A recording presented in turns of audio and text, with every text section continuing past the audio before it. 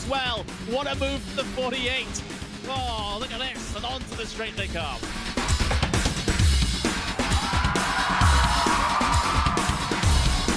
Brilliant move there from the number 40 to make it through. That left-hander sliding up the inside, going up now over Hawthorne Hill, down Pilgrim's Drop, and it's brilliant stuff here at Brands Hatch.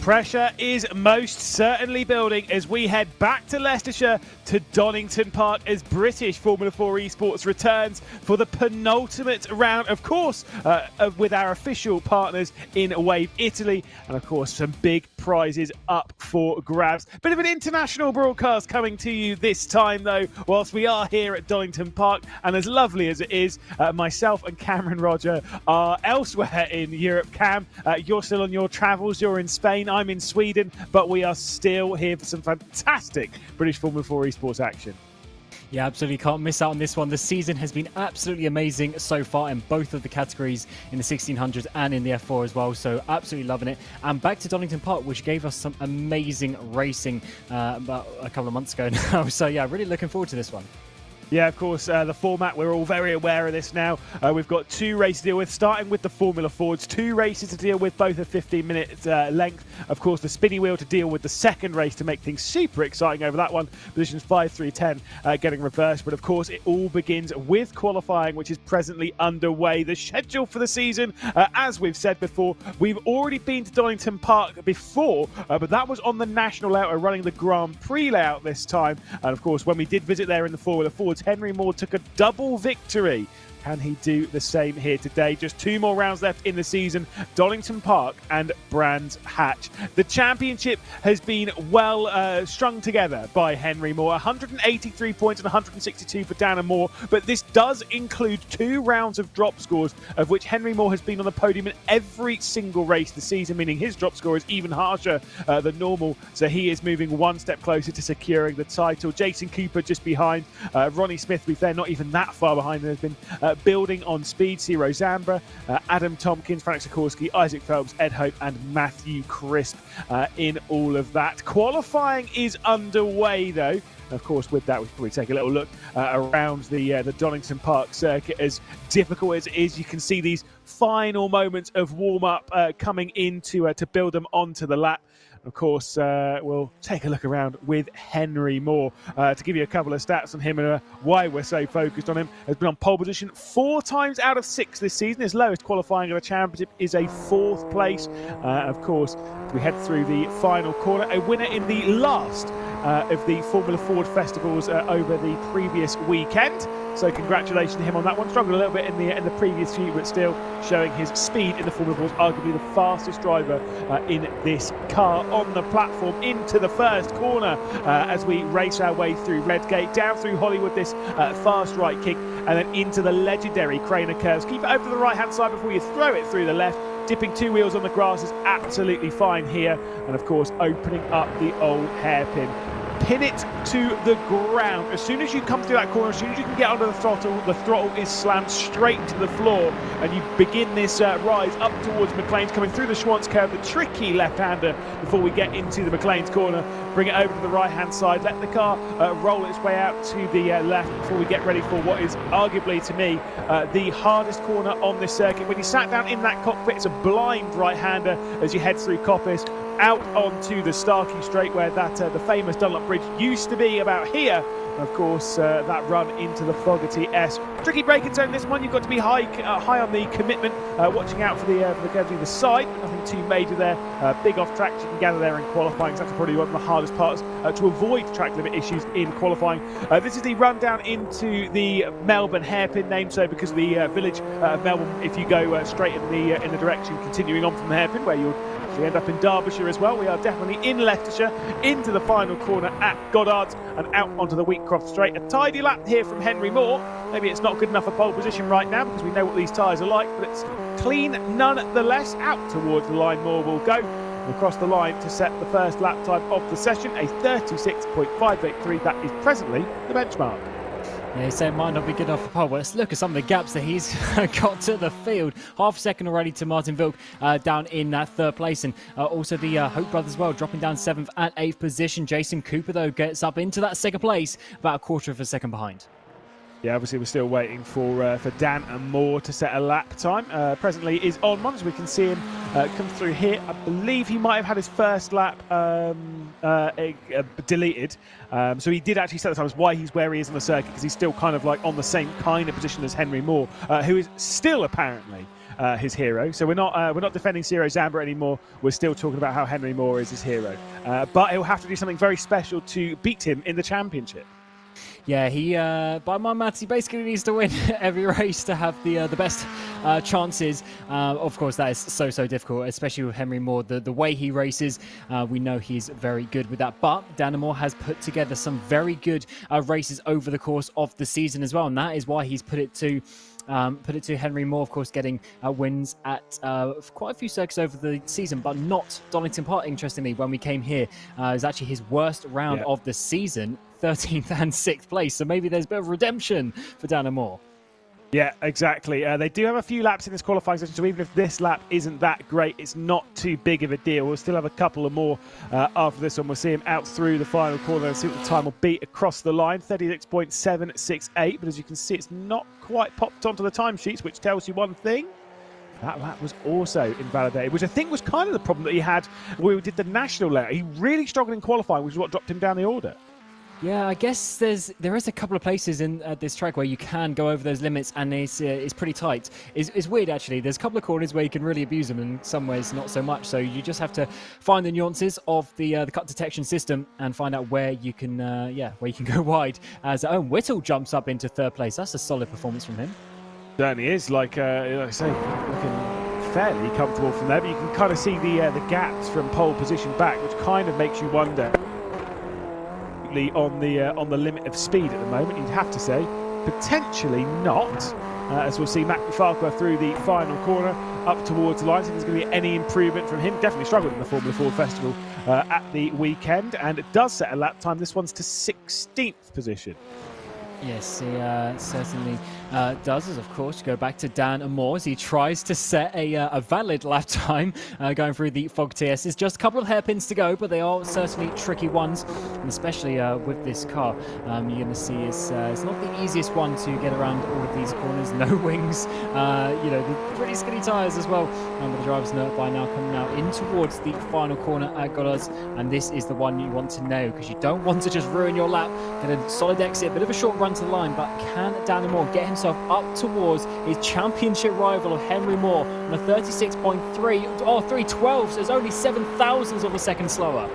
Very nice and very important indeed. I was going to start speaking of statistics of largest pole margin in the Formula Fords that we've seen, which so far has been 0.3 of a second by Henry Moore. That was at Donington National, of course, earlier in the season, and that was against Adam Tompkins. But Jason Cooper, out of nowhere, slaps it onto provisional pole position, yet to take a pole in the championship. Has been on the front row a handful of times at 3, and was obviously second in the previous round of the championship at Knockhill by 9,000 of a second, looking very strong right now. Yeah, that's his, it's Phelps up towards the top by 22,000 of a second. We're getting a little bit of a change of the order, potentially up towards the front. This is what we want to see when it's getting to the crunch time in the championship, putting his name up to the top. You can see Henry Moore here at the moment. He is roughly a couple of tenths or a tenth and a bit up on his time. I think Jason Cooper, by the way, is actually improving as well. So we might see a whole string of lap times improve on their final laps in the session. They do, I believe, get 4 laps onto the timesheet. So this, for most drivers, is their last one. They've already had 3 up until this point, so we might see a pretty calm end to the session when it comes to the timer, but an exciting one when it comes to their final laps. Henry Moore, we're on board with here. We took a lap around with him on the Donington Park Grand Prix circuit. We'll see what he can do into the final corner. The driver who took both victories here earlier on the season also had pole position. That was at Donington National. Out through the final corner to complete his final run up towards the line. Is it good enough to move him back onto pole position? The answer is yes. Just about a 10th clear of Danamore. Yeah, Danamore finishing his lap at the same time, but just over a 10th slower. But at least it's on the front row. Here comes Jason Cooper, though. Can he put his name up to the front? Yes, he is going to do so. Onto the front row. That is what we want to see. Jason Cooper sitting third in the championship. That's going to be important for him too. Isaac Phelps also improving this. Oh, never mind. We'll back out of that one. Was improving going up to that point, but unfortunately a bit of a mistake. Franek Sikorsky a couple of tenths up on the present time, although we're believing might have exceeded track limit, so is not on a lap. Well, it would be a fifth lap, wouldn't it? So the lap will not count. As we'll see Mac McFarquhar into the final corner, see if there's going to be any improvement from him. But at the moment, it is Henry Moore on the pole position, and it is Jason Cooper on the front row for the 4th time this season. McFarquhar across the line. And no major improvements, just 18th he'll remain. Yeah, Phelps, just to give another shout out for his good performance. 4th place, he has had some good races, but he's also had some bad ones. So he's sitting quite a way down in 8th place in the championship, and he's got some big points gaps, big points jumps up towards the next cars as well. I mean, he's 20 points off Sikorsky, the next one in 7th place. So yeah, that's a very good good job for him getting involved. Of course, Ronnie Smith there currently in that 5th place. He's 4th in the championship, just 4 points behind Jason Cooper. So whilst we're looking out for Danamore and Henry Moore, we'll also need to look out for Cooper and Smith in their battle for the final place on the podium in the championship. Exactly, and you know, for Jason Cooper, you'd argue that form and pace are in his hand, but never count out someone like Ronnie Smith. You know, remember that Silverstone round? He was so impressive. Actually, put on quite the display when it came to it was Alton Park, wasn't it, where he took victory in the reverse grid race. So that's fantastic. We'll take a look though at the starting grid, and it is Henry Moore for the 5th time this season on pole position. Jason Cooper for the 4th time, joining him on the front row. Dan and Moore in 3rd position with Isaac Phelps, his personal best qualifying, and the first time we've seen him back inside the top 10 in 5 rounds. Ronnie Smith will start from 5th position with Lee Britton once again starting to improve in this championship. Fantastic to see. William Hope and Franek Sikorsky, Martin Vilk with Daniel Caulfield in 10th position. Connor Skudau and Ed Hope to round out the top 12, about 3/4 of a second off of the pole time. Owen Whittle and Jack Badger. Before we get to Jordan Groves, the last driver within a second of the pole position. Brandon Loudon, Cam Knowles and Mac McFarquhar, the last lap time that we saw in that session. Once again, impressive stuff. Our 18 cars will take to the grid very quickly. Cam, is Henry Moore going to take yet another victory, looking for his 7th of this campaign? He's looking strong for it and to continue the podium streak as well over the course of the season. But I'm going to put my name on Jason Cooper for this one. We'll have to wait and see. Cooper still awaiting that first victory in the Formula 4 tier, the support series for the British Formula 4 Esports Championship. They'll take to the grid, they'll get themselves ready, and they'll begin this race down towards Redgate, the short run, as they march their way towards the Derbyshire border. It is Henry Moore leading from pole position, and comfortably so. A perfect translation from him. Danamore straight down the inside as they head through Redgate, but watch the outside line coming in from Jason Cooper. He'll put the foot to the floor, and it's not going to be good enough to get past Danamore once more, as Isaac Phelps will be trying to drag his Alfa Esports car alongside before that run down towards the old hairpin. Backs out of it though.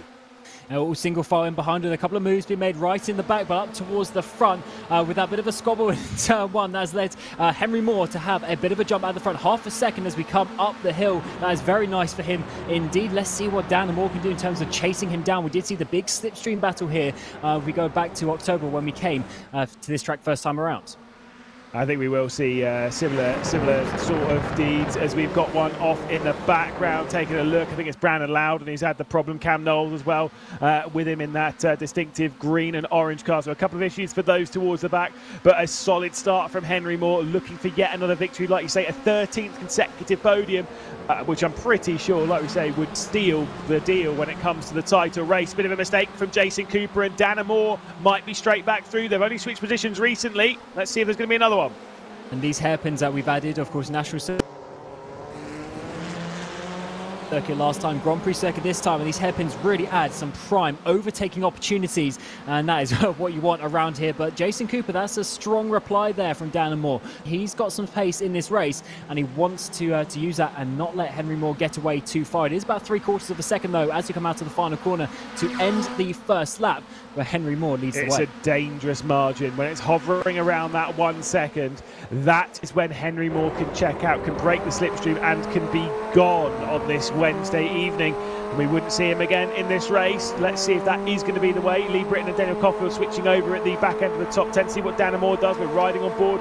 Such a better view from up above to see exactly where the nose is of this, right to that the gearbox sticking out the rear end of the Formula Ford of Jason Cooper. Super close between the pair of them. No switch position, but this could take us up to McLean's.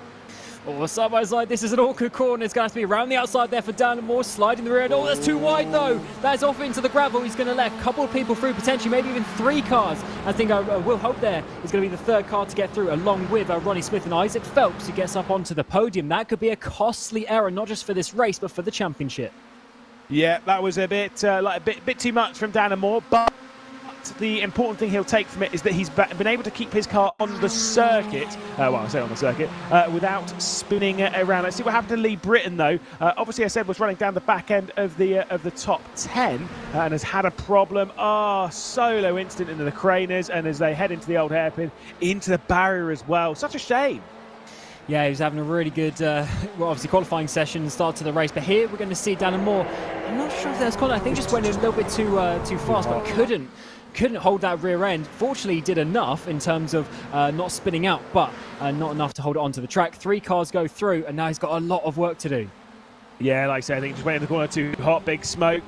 Though going through the final corner, Jordan Groves has been backwards, and typically if you've seen a car backwards in the final corner, it's normally assisted in this kind of car. I've seen enough of that in the real life. Jack Badger losing out to Daniel Caulfield and Connor Scudout, as well as we keep our eye on Isaac Phelps, who's now got the opportunity to try and take over 2nd position. We're only 4 minutes into this race, and the gap for the race lead is already 2 seconds, Cam.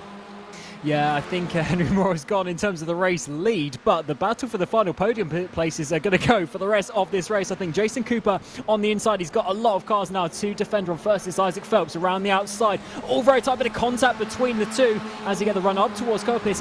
Will Hope actually makes a move in the background as well, gets past Ronnie Smith there. Nice clean move. Actually, they're going to swap back onto this back straight. If Dan Moore's had another moment, because I'm pretty sure he jumped in not that far off the rear end of this. He's now 2 seconds clear. It might just be the dirty tyres. We've not really kept our eye on the gap, but he is 2 seconds behind Will Hope, as we'll see Isaac Phelps straight down the inside. Brilliant move from Isaac Phelps, a driver who we've spoken as he's come under the ire of race control a fair few times. As we'll head our way down into the hairpin. Oh, that's so silly. That was never going to work. 3 wide in there. All further cars spinning in the background. Is that Ed Hope as well getting involved with his brother Will Hope? Unfortunately, Isaac Phelps drops down to 8th place in all of that. Jason Cooper somehow holding on to the podium position with Dan and Moore just in behind him. No, actually, Dan and Moore gets past up into that 3rd place, but that was just absolute skittles and a bowling moment in towards the hairpin. Look at this 3 wide situation. Bit of a squeeze there from Jason Cooper to the right-hand side, trying to defend, and unfortunately, just collecting. I think that was Isaac Phelps there, the first car into the hairpin. Isaac Phelps is the one that's kind of really bitten the big one from that and has had to return to pit lane. I missed it a little bit because I was looking for some stats and I was looking for when Isaac Phelps last got a podium. Well, he's never had one. And he's not going to get one on this occasion either. And through absolutely no fault of his own. That is so unfair. Like you say, the incident going on there, he's doing his own race. Probably sees it a little bit in the mirror. He's just thinking, don't hit me, don't hit me, don't hit me, don't hit me. There's nothing he can do, though. So far, like after the turning point as well, he would have been looking. Oh no, Jason Cooper's had an issue now from the front. Oh, reversing. Cars trying to avoid him, and he's in an awkward position there. Somehow gets out of the way and avoids other people, but coming through the exit of McLean's, he's had further issues. This is really bad for his championship hopes. With his fight for Ronnie Smith, who now jumps up into P2. This is Dan and Moore batting in towards McLean. Sends up the inside this time around onto the curb. Jason Cooper a little bit tight as well, to be fair, and then also collects a couple of other drivers. Yeah, I've got to say, I mean, we'll see it again. here on board with Dan and Moore, and I think so. He commits to the inside, to there. Like, if I were to put blame on anyone, I think it's just not given enough room considering what happens at that corner. That's my gut instinct. Yeah, I agree as well. Cooper pinched him a little bit there just before the contact, but Moore was also all over the curb, so maybe, Cooper then assumed that that was the space to be given, but probably, as you say, racing instant, because Moore was sending it in there pretty hot. He was sliding the rear and, trying to make up some positions, and in the end, they've actually lost out because that has left Ronnie Smith in second place and Sikorsky up onto the podium as it stands, and also with over a second gap back to Dan Moore in fourth place. So that's looking really well. It's spread out quite a lot because Owen Whitworth's a couple of seconds as well. Then Ed Hope to sixth place. So the top six really sort of sorted if the speed remains the same. So battles continue lower down. Looking at Jack Badger, he's made up some good positions this race as well, with Cam Nelson behind. Now we have caught up with Ronnie Smith before once. That was the podium that he had when he took that victory at Alton Park. We did also catch up with Franek Sikorsky when he took the podium in the first race at Silverstone. So they've both had podiums, but this one will probably come a little bit out of nowhere. And to be fair, I don't think Sikorsky's one's pretty much nailed on because he's got Dan Moore closing in on him a fair amount as Matt McFarquhar and Daniel Caulfield fight over 7th position on this race down towards the hairpin. I think we might see a couple of lunges. This one on this occasion is not going to happen. And this is a solid race is opening up to be for McFarquhar, as you were mentioning earlier. Did struggle a little bit in the qualifying session, but up into 7th place. Remember, points for the top 10, the normal sort of FIA system, 25 for the win, going down to 1 for 10th place. So this is some solid points there for the luminous livery driver, and a nice move there. Opens up some space to try and chase down Ed Hope up towards the front as well. Looking at the previous lap times as well, he's only a couple of tenths off, so he's got some decent speed here. Yeah, I think like I say, he's piecing things together to a fair degree. This race has spread out an awful lot as Dan Moore has worked his way past Franek Sikorsky.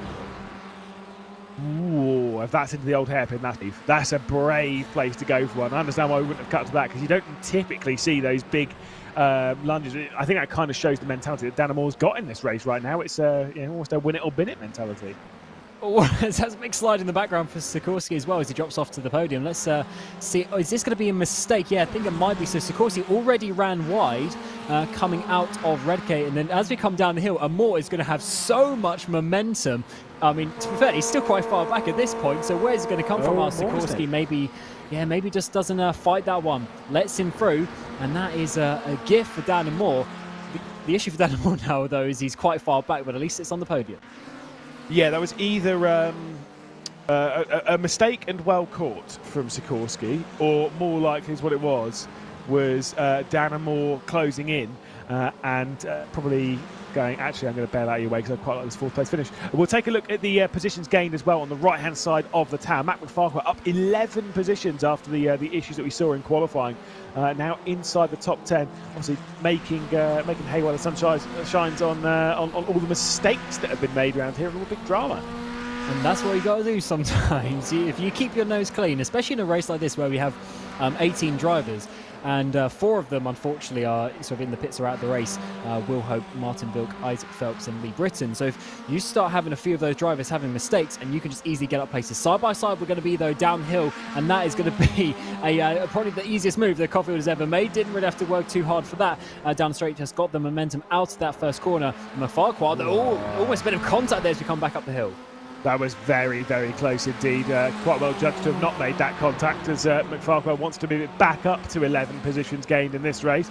And an opportunity into McLean's not going to be there on this occasion. The 72 holds that inside line and is holding firm at the moment. Just taking the racing line, not trying to think about that ominous, bright, greeny yellow car that sat all over the rear end. And of course, we do know, I think it is Matt McFarquhar that does drive in VR, which, to be fair, in a car like this, would be quite helpful.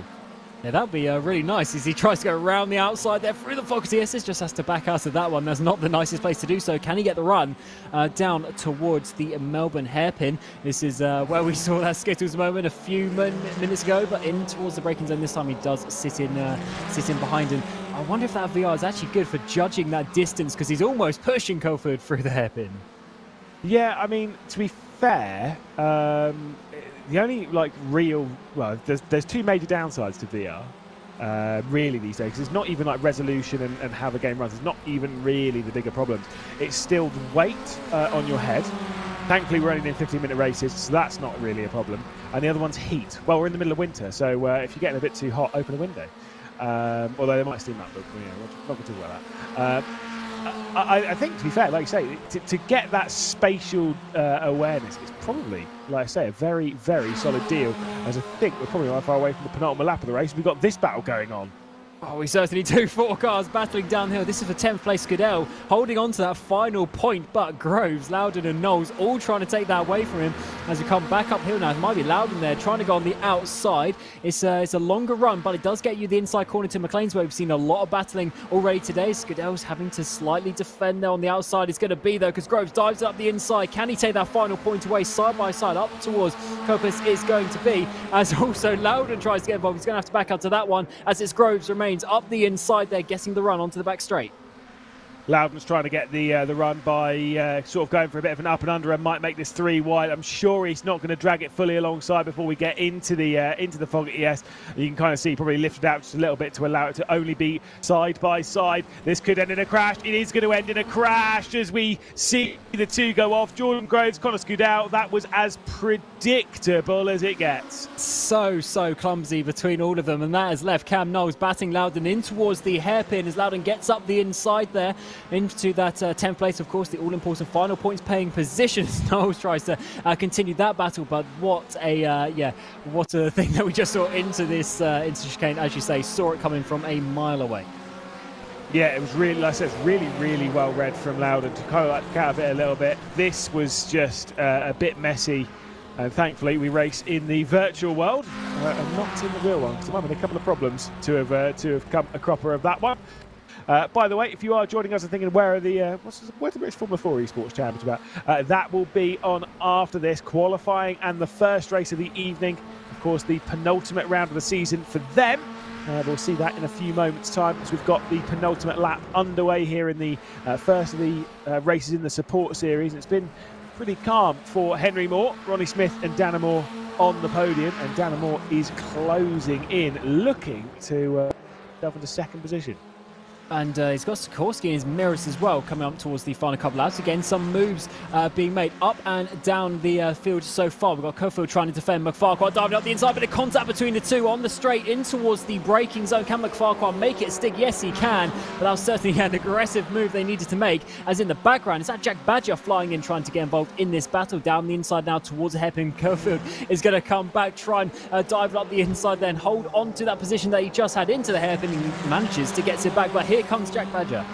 Yeah, he's got a better drive off, but he's got the outside through the final corner. As it drops away so much on the inside, it can be very hard to make a move. That's why Badger's backed out of it, tried getting down the inside, seeing the side-by-side up ahead. Coffield's going off the circuit, could open the door going on to the final lap for there to be a move from Jack Badger on Mac McFarquhar. But to be fair, Dan Coffield did not go too far off. He's remaining in touching distance. They might be able to come back with the way that we've seen these battles. Oh, that's so tight in towards Redgate. That's going to cause him to be so slow as we come back downhill. But side by side as well, we've got Owen Whittle getting past Ed Hope. Owen Whittle having a pretty decent qualifying, getting up into the top 5 there. Ed Hope dropping down to P6 as we come back to this. Jack Badger diving up the inside in towards the old hairpin. Don't often see that, but he's made it stick. That was unbelievably brave to have sent that one in there. Incredible stuff. This fight as well. Ed Hope, Owen Whittle continuing. Battle for 5th place. They head their way through McLean's. Looking extremely close for this battle, but less so in the battle for second, and certainly less so in the battle for the race victory, as Henry Moore's rushing his way towards the line as he will head his way onto the final lap of the race. I thought he was even further behind. Oh no, sorry, he's already. I'm just getting confused by the camera angle. It's fine. I'll go crazy. It's side by side in towards the Fogarty S's. It is going to be McFarquhar holding on to that one, but just one final corner to go for Henry Moore. Yeah, as my brain fade continues, Henry Moores certainly doesn't. 8 wins in the season, 4 on the bounce as well. A record-breaking quadruplet of races. Across the line he will go, and he'll be joined on the podium by Ronnie Smith and Dan Moore after what's been quite a crazy race for the duo. As we'll see the battle work their way down into the final corner for this one. Mac McFarquhar, Dan Caulfield. Caulfield's trying to get the up and under out of the final corner, but McFarquhar goes plus 11 in the race, up to 7th position after starting from the rear of the field. Very impressive from him. And Badger coming into the pit on the last lap. That is a bit of a weird one. Is he going to lose out the points there? Will he drop outside of the top 10? That'll be a bit of a shame if he does, but it looks like he might have that 9th place. Bit of a weird one. No, he does drop outside, unfortunately. Loudon, then Cam Knowles gets the final points inside the top 10. What a hectic race, though, to start this evening of action. If we see that in the next 3 races as well, it's going to be a lot of action to cover. I mean, look, we always get our fair share of action in the British Formula 4 Esports Championship, as well as in the Formula Ford's first race down, and you know what that means. It's time for the spinny wheel. Let's see who's going to be starting from reverse grid pole in the race that will come up after the first of the British Formula 4 Esports races. Numbers between 5 and 10. 5 is Owen Whittle, 10 is Cam Knowles. Who's going to be starting from the reverse grid? It's going to be 7, I believe, which would lean it towards Mac McFarquhar himself, unless it's going to go over to number 5. It's going to be close. It is going to be 5. Oh, my goodness. It's Owen Whittle. Mac McFarquhar sat there thinking, maybe. Not quite enough. So the top 5 will be reversed in the next race. Henry Moore takes victory for the 8th time this season, and coincidentally only takes his 3rd fastest lap and the bonus point for it this season. Ronnie Smith and Dan Moore on the podium. We'll catch up with those in a second. Frank Sikorsky, Owen Whittle, Ed Hope, Mac McFarquhar, Dan Caulfield, Brandon Loudon and Cam Knowles being the top 10. Of course, a few drivers finishing behind this being Jordan Groves, Connor Skidell and Jack Badger. Retirements from the race: Jason Cooper, Martin Vilk, Will Hope, Isaac Phelps and Lee Britton. Some big shames for some of the drivers, and of course big drama for others. And of course that means that with us being in this position, we'll just wait for the drivers to join for an interview as we can catch up with Henry Moore once more, because it's now the 13th consecutive time we've caught up with Henry Moore on a broadcast. Hello there, good sir. That was a decent one for you. Kind of a calm race, really.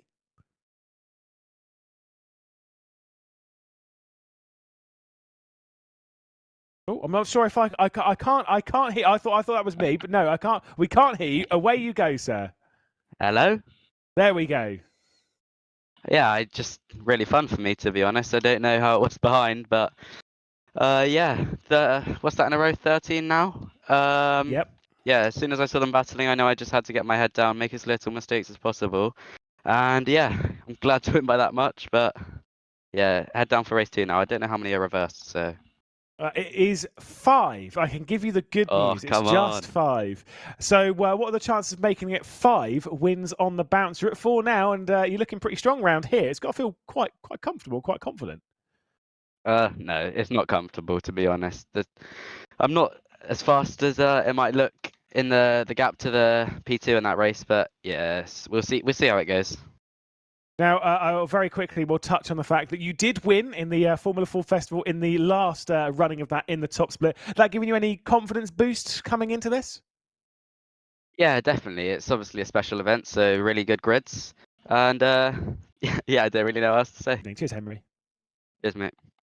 Probably getting bored of our voices is Henry Moore, but alas, we'll get rid of him from the interview and we'll drag in Ronnie Smith after once again putting on quite the display and grabbing himself a 2nd position. So for the 2nd time this season, we get to catch up with Ronnie Smith. Talk us through that one, because that was crazy. Can you believe you're on the podium? It was just a wild race.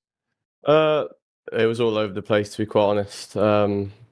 Yeah, I mean, we knew the slipstream and stuff would make it a hard race, but that was all over the place. I don't know how we managed it. Now, we have seen you take a victory before this season. What are the chances of seeing you taking a second one, going back to back on the podiums? I mean, I wouldn't say no after the way that race went, but probably not. Henry's very fast, to be fair to him, so he's going to be hard to catch, but we'll do what we can. Now, is this kind of like dramatic racing? Is this just like part and parcel of Donington Park, or is this just something crazy with just this one race? I mean, we've seen it a couple of times this season, so I think the cars and the way the slipstream affects them, I think that's just the way it is, and that's how it has been the whole season. But especially Donington, you know, big straights, big heavy braking zones, it was always going to be pretty chaotic. Well, we'll let you prepare yourself for the race coming up. Thank you so much. No worries, thank you. Perfect. Well, there we go then. Unfortunately, we won't be able to catch up with Dan and more. We'll probably catch up with him a little bit later on in the evening after what has been a very impressive drive, because we have British Formula 4 esports action to look forward to, of course, courtesy of our official partners in Wave Italy for helping us bring us this event. A championship which has been exciting, it's been thrilling, and it has taken us all over the place. Once again, we'll take a look at the format for the evening and, of course, the prizes. Same again, 2 races, lone qualifying as well, which is about to get underway. 8.5 grand's worth of prize money, and of course, for the top 3 teams in the championship, there is that base performance prize, the simulator test, the day of sim running they could do in the official Formula 4, of course, courtesy of Base Performance Simulator. Absolutely fantastic. Now, championship-wise, things are looking a bit crazy. On the team side, it's all pretty much set. On the driver's side, it is wide open after a crazy race just a week ago at Knockhill. Pete Berryman loses the championship lead. Gordy Much with a double victory takes it 3 in a row to 189 points. Pete Berryman in second position with Luke McEwen in third. It is a fight between those 3 for the title. Still Matt Caruana, who was removed from the championship at Alton Park at the halfway point, hangs on to 4th position in the championship, crazily enough. Moreno Sarica, though, closing in. Remy Gilbert, Lucas Muller, before we get Standards Landers, Josh Poulain and Josh Ladd at the back end of the field. Big shame for him this season, but Williams looked pretty strong for 3rd in the championship. We'll take a look on the driver's side, the team side of things, and we can see confirmation of that. Essentially, Stormforce Racing ART are pretty much locked in on winning the championship. They need to have 104 points of a lead going into the final round, so they need to outscore JHR by 29 Esports by 12 points if they are to take the title a week early. And of course, JHR by 29 Esports looking to secure 2nd position as well, which they're pretty comfortable with doing so over Williams, who will not secure 3rd here, but still things might look pretty comfortable for them going into that final round. Chimera Guild, Dur Esports, Freem, Veloce, Altus and Pure Sims being the teams rounding out the top 10. Of course, we're about to head into that qualifying session. We'll take once more a look around the Donington Park Grand Prix circuit and all of its 4 kilometres of Mike Cam. But yeah, what an interesting Formula Ford race, and I'm sure it's setting us up for quite an evening of racing. Yeah, I'm looking forward to this one. The battles that we had here back in the second race of the season were amazing. So to be honest, if we can see some more of that, I'm going to absolutely love that one. Of course, Pete Berryman getting the double victory. I wonder if that's going to be some good omens for him, because he has struggled the last couple of, well, relatively speaking, he's struggled the last couple of rounds. So he needs to try and slow down the momentum of Gordy Much, I think, because if Much can go on, especially if he can win this first race, if he can win this first race and get 4 wins in a row, then, I mean, that's looking really good with just 3 races remaining after that. Yeah, and of course, like I say, that would be a record-breaking tally. To be fair, 3 is a record-breaking tally. Other things that could be record-breaking. If he does grab another win this season, that would be 5 wins in the campaign. The record is 4. McEwen and Berryman did it in 2022. Gordy Much, the only driver on 4 victories so far this season. We'll take a look on board in a lap. He's bailed from his lap time. Gordy Much, you're a disappointment to us all. That was building up to a good one. Yes, it certainly was. But he's going to have to back out this one, and we will see. I was going to say, a bit of tyre warming. You're going to see this from a few drivers on their outlaps and stuff like that, getting the tyres into the correct working range. And to be honest, it's going to be needed, because in the qualifying sessions, the gaps basically are just so small between all of the drivers. It will be thousandths separating these gaps. I'll do you a deal. We'll take a look with Josh Ladd here, but I'll do a proper onboard lap and a look around it later on when we know we're on a hot lap and we can really take a look around the circuit for those final laps of the session, which will be thrilling. Of course, we can still see onboard with Josh Ladd in this final sector and see exactly what the circuit's all about. You get that vibe kind of how much faster this really is. Yeah, these cars are certainly something else. They've got all of the aero on them, and they're proper machines, especially with this track around here. Now we've added the extra couple of hairpins for the slower speed stuff, but the rest of the track is all medium and high speed stuff. So it's really a proper commitment-based track, and that's why you're going to see some of the drivers struggling a little bit, potentially towards the end of the race, if they're over pushing a little bit. Sarika goes up towards the front with the first couple of laps. Let's see how long that lasts. Yeah, exactly. We do know that Moreno Sarika's been having a bit of a turnaround in form recently in the British Formula 4 Esports Championship. Has been moving his way forward, of course. We're seeing him on a podium finish in the previous race. It was his second one. We'll see what Gordy Much will do. I can tell you this lap won't be good because he obviously backed out of it. But still, we'll see if he actually commits to the next one. And we'll try an onboard lap and a little bit of a guide around the circuit with our championship leader Gordy Much through the first corner. Lovely, and this race down the hill. Hollywood ticked off, Craner curves, here we go.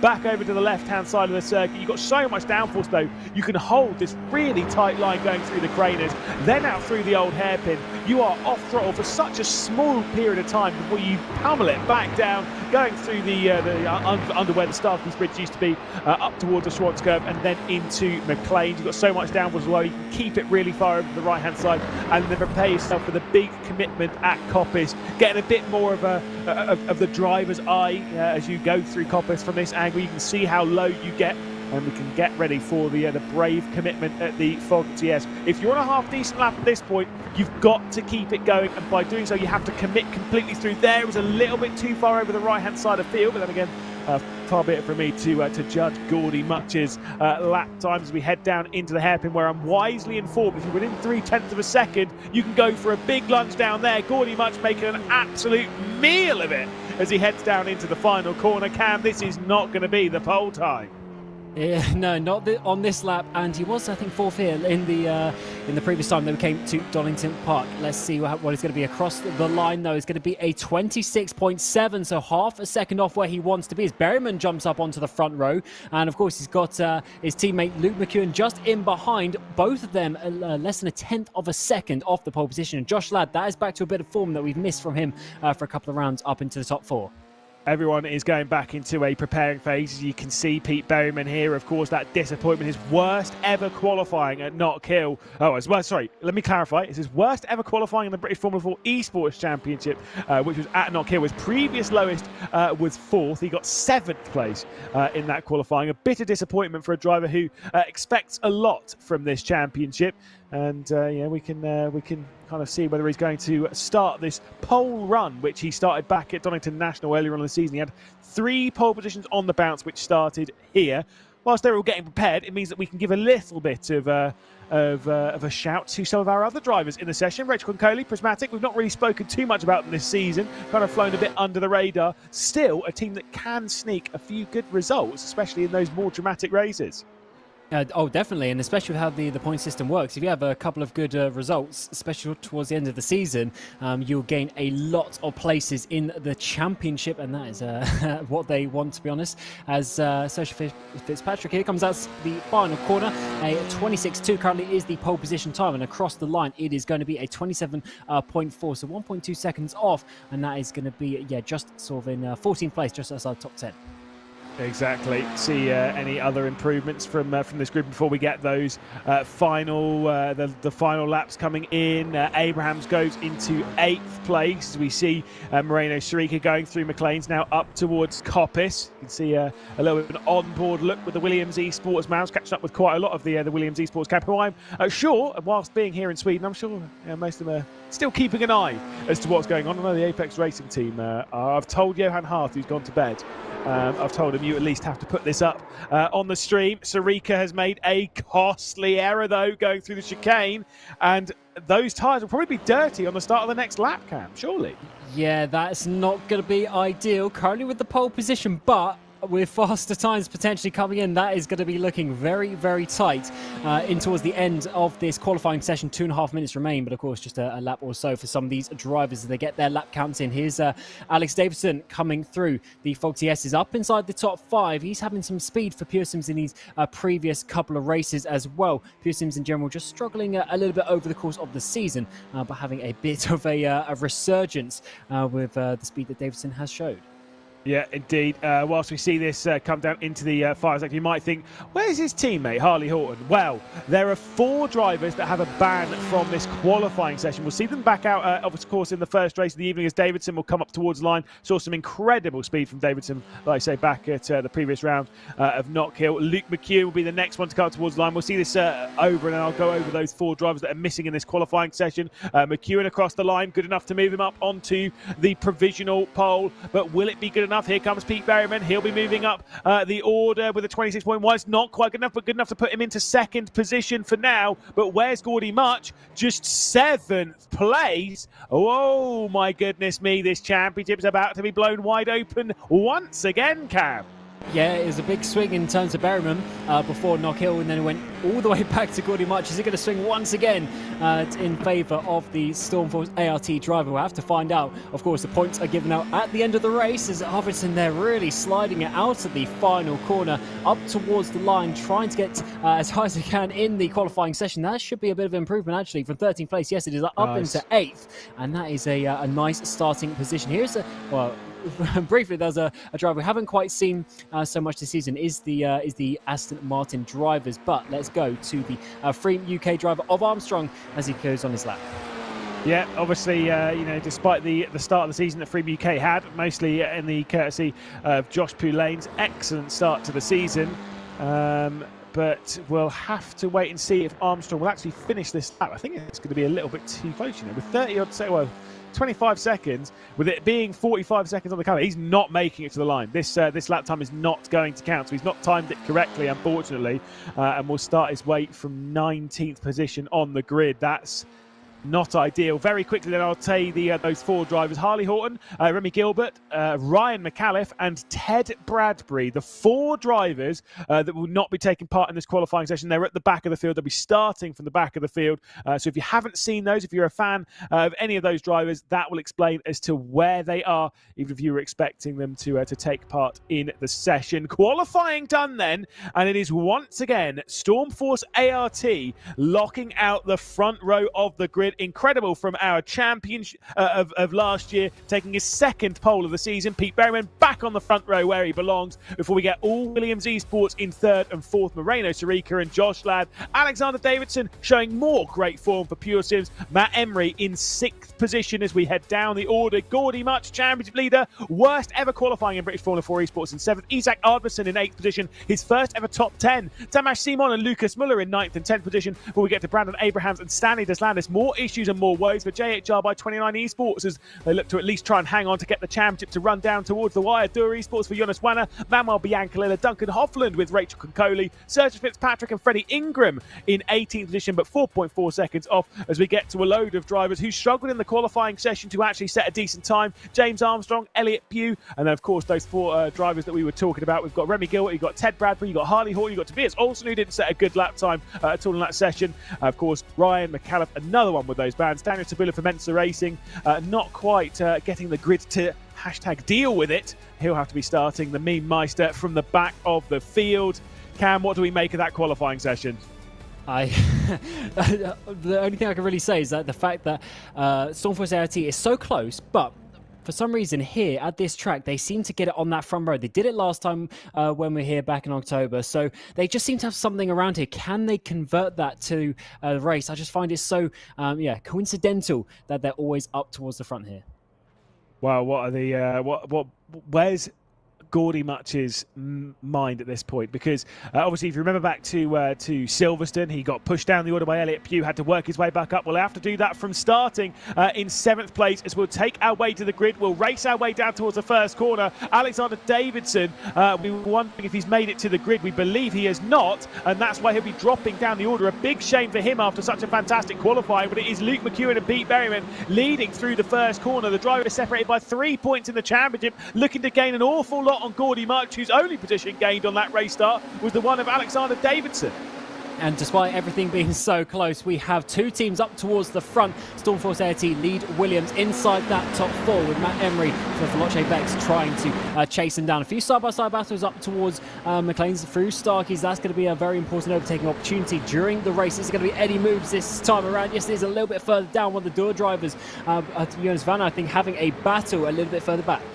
Yeah, by the way, I do believe Alexander Davidson definitely did make the race start, because we can see him running through the shot, but he was missing from our live timing, curiously enough, but he is definitely out in the race. So all those concerns put to bed, as it is Stormforce ART 1 and 2. Again, if they leave this round with a 104-point lead in the team's championship, they will already secure themselves the team's championship. Well, actually, it's probably not even that gap. It's something even smaller than that, but I can't do the maths right now, because we've got a race on the hands. We've got 4 wide down to the final corner. That is very sketchy indeed. This might not be for points, but it's certainly for positions, and that's why drivers go for it. And yeah, huge sense in towards the Melbourne loop, and now in towards the final corner. Is that Bradbury already making some positions, trying to get further up? There's a huge contact there in the final corner, the 20th. Harley Horton, he's gone around, and unfortunately quite a few drivers involved. Freddie Ingram as well, just his 3rd race of the season, getting involved in a crash here. Yeah, that is an immense shame, like you say, just being sent down the road, but sometimes that is just how it goes. But I say, dust yourself off, get yourself back in the race, and think about the grid position for the next one, because again, any position you gain in this one, they're the ones that you start with in the next race. And of course, if you get yourself inside the top 10, you're in the potential to move yourself into the reverse grid. Stanley Designers down the inside of Brandon Abrams, opening the door for Jonas Wanner to come through. We're going to have side-by-side up towards Coppice. The inside line for the Dura Esports driver. Fantastic move, just teed off there, and a brilliant drive going through Coppice. That's a really nice one there. Very clean as well. They're getting a bit of defending now to the inside. Coming towards the Foxy S's. The drivers, they really push the limits of how close you can get to each other. Let's see if there's going to be a run, though, down towards the hairpin. It's definitely a difficult overtaking opportunity, because you have to really sort of commit to that inside the hairpin. Huge send down the inside there from Bianca Lilly's made that move, so might be 2 places lost already for Abraham as to come up to the final corner. Yeah, that was very sketchy indeed, and all in the race. That's just like I say, some bold moves as we complete a few minutes in this race. 7 down, Luke McEwen leading, Pete Berryman, Sarika, Ladd, Emery, Much still only in 6th position. Will there be more as we take a look at what happened to the Aston Martin there? Just contact on the rear end for the Mensa Racing driver. Hoffland being sent straight down the road. Not really much he could do. I mean, that was weird, wasn't it? I mean, there was no major sort of surge or anything like that under the brakes, but I guess just a bit of awkward contact sending the car around, because, you know, they're so pointed. When you're on the brakes, all the weight goes to the front, the back gets a bit loose, and unfortunately that sent him for a spin. We're getting almost 3 wide here in towards McLean's. That is so tight. I've seen these drivers. This is Abraham still trying to hold on for his position side by side in towards Coppice. That is going to be very tight. Yeah, it's Tamas Simon, Stanley Deslandis in all of that fight. Jonas Wanner right on the rear end, trying to work his way up the order and join his teammate. 8th position is the moment where Lucas Muller is presently held. But like you say, it's quite a feisty fight here, and I'm sure it's going to get even more feisty in those top positions as they look to battle championship-wise as well.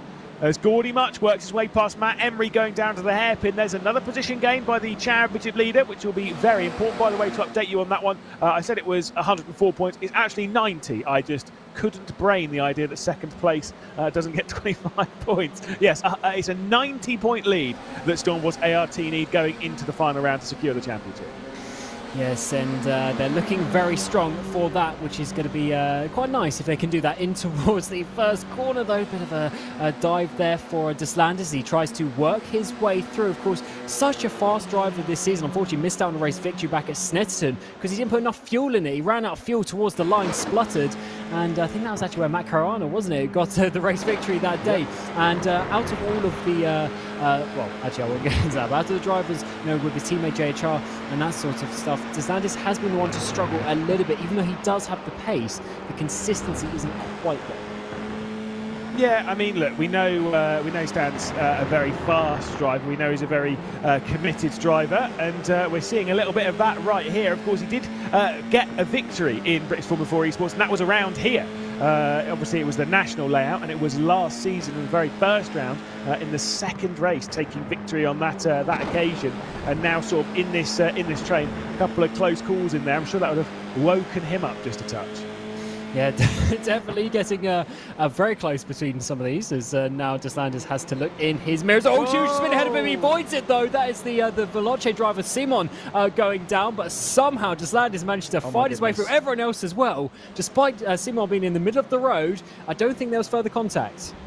No, I'm not 100% sure. Like, you kind of go, maybe that was a solo spin, but it was so aggressive and so violent. Maybe there was contact with the car on the outside, but we'll have another look at this going into that final corner. So we'll see what happens. There's a bit of, I say, argy-bargy behind, but that was obviously the standard Deslandis moment. So he's trying to dive it down the inside. Just kind of got it on the inside. I'm not sure if he actually made much contact with the Duo Esports car, and then wisely stays in position. It is so hard to do so because you are really in the firing line at that corner. Yeah, it is that weird thing. It's like you're in the middle of the track, so your brain might tell you to move, but actually if you stay still, then everyone can sort of see you coming and predict it, and that is why we saw no contact, no further contact there, but certainly getting very tight between these drivers. And also going back to the actual initial spin, yeah, I think there wasn't any sort of contact. I think it was just sort of, the rear's really loose at that point. You had to turn a little bit, maybe on the brakes, and that caused the rear to step around. But the battles continue a bit further back down the pack there, as Jonas Vanna getting up ahead of Deslandis. Yeah, certainly so, and big shame there, but Gordy March is now moving up into fourth position over Deslandis' teammate, the championship leader. More progress is being made. He's marching his way up to his championship rivals after a poor qualifying for the Scotsman, who had the perfect round, looking for 4 consecutive victories. Halfway through this race, he's already worked his way into fourth position, now has to clear Moreno Sirica, who's looking for his 3rd podium of the season. Yeah, we haven't seen so much of this, the battles up towards the front, but look at the huge train of cars we've got going all the way down to Alex Davidson, just on the back, trying to hold on inside the top 7. And Lewis, you do say it's a battle, for 6, although Davidson isn't quite involved in this one. So let's see how much Gordy March can get further up. He's certainly got the speed, maybe just... well, I say bottled, you probably say that, but it's just a couple of tenths here and there in that qualifying session. It's so close, you have to be on it. But now maybe that race pace is starting to come through, and his championship rivals, Pete Berman and Luke McEwen, just up in front of him. Josh Ladd as well behind, the driver who we've said time and time again finished 2nd in the championship. You can see on the right-hand side of the bottom, that is Josh Ladd. Weirdly enough, just, we've said before, it's the common stat, he's only ever had 1 victory in British Formula 4 Esports, which was here around the national circuit at the very first race we ever did in British Formula 4 Esports. That's a weird stat in itself. The slightly weirder one is when you look at this season just on its own, he's only had 2 top 5 finishes, looking for his 3rd one. That is crazy to me for a driver who we know is so good. That just shows you how mad these races are. And unfortunately, Josh Ladd is always just involved in the things that we've seen so far this season. All the big crashes, unfortunately, he, and to be fair, his teammate Sirica as well. The Williams pair, they've both had a really difficult season with some results going sort of against their pace as such. Then I think if you reround this season, I think Williams would be challenging up there towards the front. It's good to see them back, both inside that top 5. And let's see what Ladd can do. We saw him have a really big battle here with McEwen back when we came to Donington last time around. Let's see if that can reignite itself maybe at some point over the course of the evening. Of course, we have the reverse grid race, the 2nd race, coming up a bit later on this evening as we ride on board with Gordy March. Important question is, Cam, though, out of 10, what do you rate March's moustache?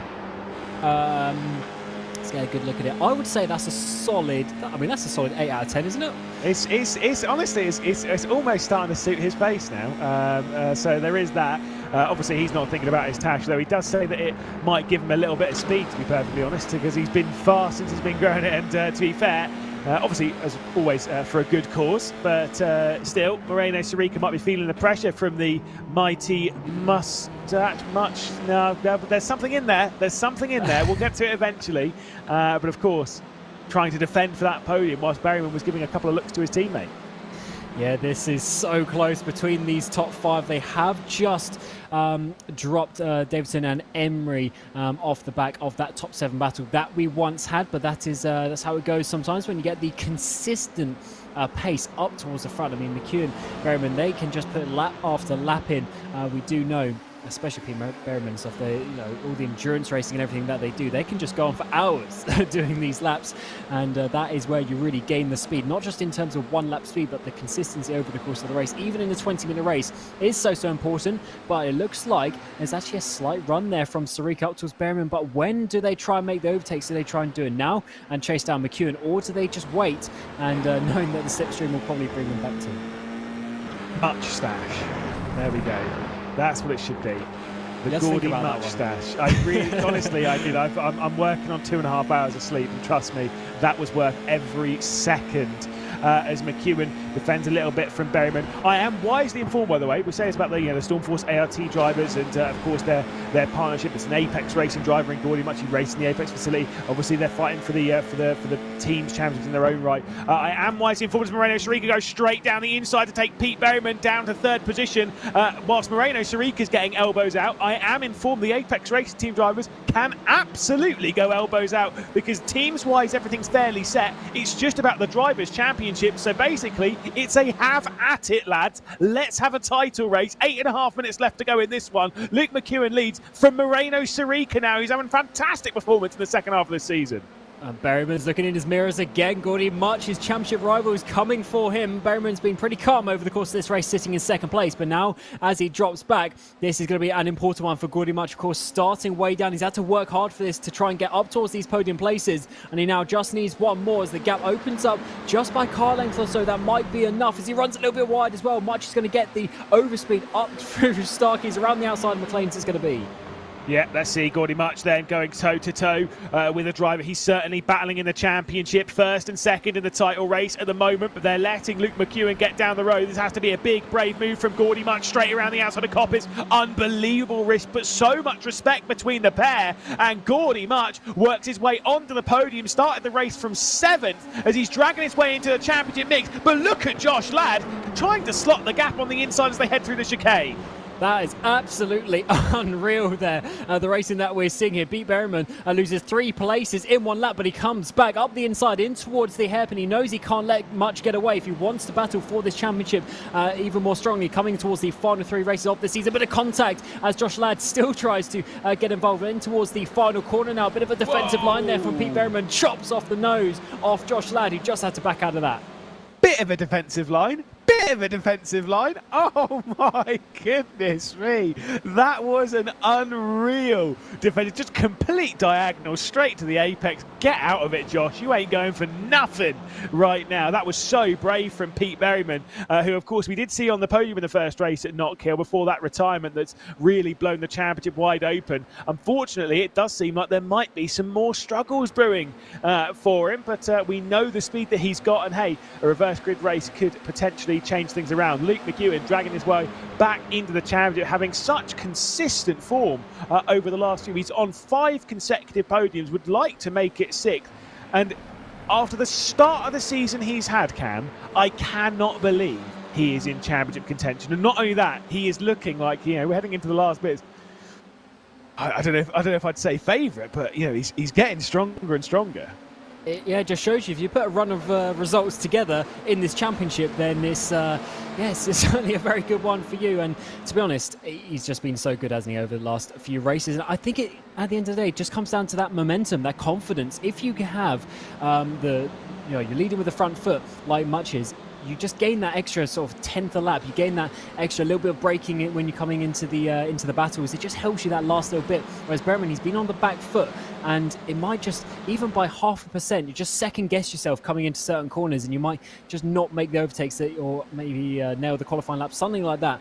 Although he was good in qualifying, I guess, but in the race he has started to go backwards. He needs to now hold on from Josh Ladd, and the thing is for Ladd is, I mean, he doesn't really have anything to lose battling these guys. He's down in 10th place in the championship. He's not going to win the championship, so he just wants to get involved with them.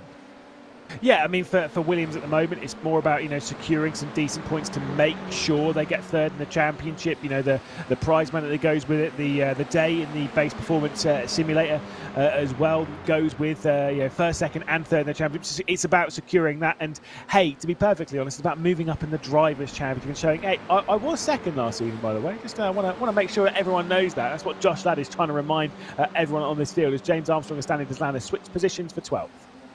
He certainly does. Deslandis has had big battles there just outside the top 10 all day. As we go a little bit further back, McAuliffe trying to make some moves, and unfortunately they're dropping back behind the number 54 machine there of Elliot Pugh, and that is certainly a driver that we've seen sort of up and down over the course of the season. He has a very, very strong race a couple of rounds ago back at Silverstone, but unfortunately not quite so today. So come back to the front with this battle of Emery and Davidson. They've dropped off the top 5, but they're certainly having a bit of a ding-dong for that P6.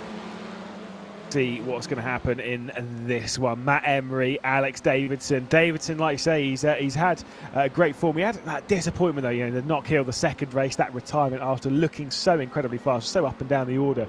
But it seems as though the last couple of rounds, things have really started to click for the Pure Sims driver. As I think we've had a retirement from the race. Brandon Abrahams is dropping down the order. So he's returned to pit lane. I'm not 100% sure what that would be. Either it's damage. It's not going to be like track limits goes, anything like that. So it might just be damage. Yeah, I think so. Just came into the pit lane at the end of that last lap, joining Tobias Olsen. I believe he's the only other driver in the pit lane, or sort of DNF from this race already, unfortunately, at this point. And yeah, that's a bit of a weird one. I think it was in sort of 11th place. So, yeah, not quite in terms of the points, but still a strong, solid position as we see the swarm of wasps as they look moving all over the straight, coming down in towards the Fogarty S's, as it is McEwen leading Sarika. But Sarika is looking strong as we come on. Will probably be, 2 laps to go. Yeah, indeed. Let's see if McEwen can hang on. Let's see if Moreno Sarika can maybe find a way past and take a very well-deserved victory, the first one in the British Formula 4 Esports Championship. Can Gordy Much grab himself 4 podiums? Oh, close up. Much stash cam. I love that. That's a mouth of concentration.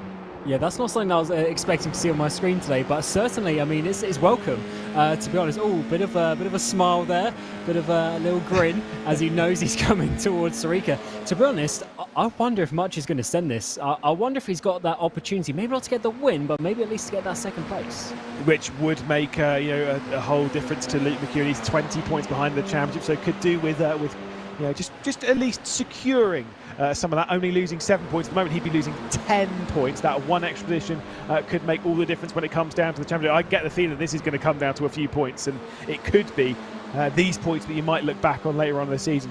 I was interested to see that, obviously, with the close-up, you know what I'm like, sim racing drivers, and sometimes you see their mouths. Obviously, we've got Sebastian Job over in this neck of the woods, and I always note that Sebastian Job has a weird thing with his mouth whenever he goes through a corner. It's like his tongue is just, it's very bizarre.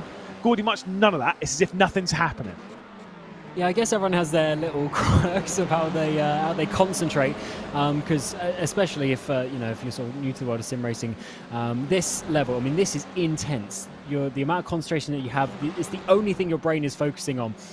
It's quite an incredible sort of zone that you get into when driving.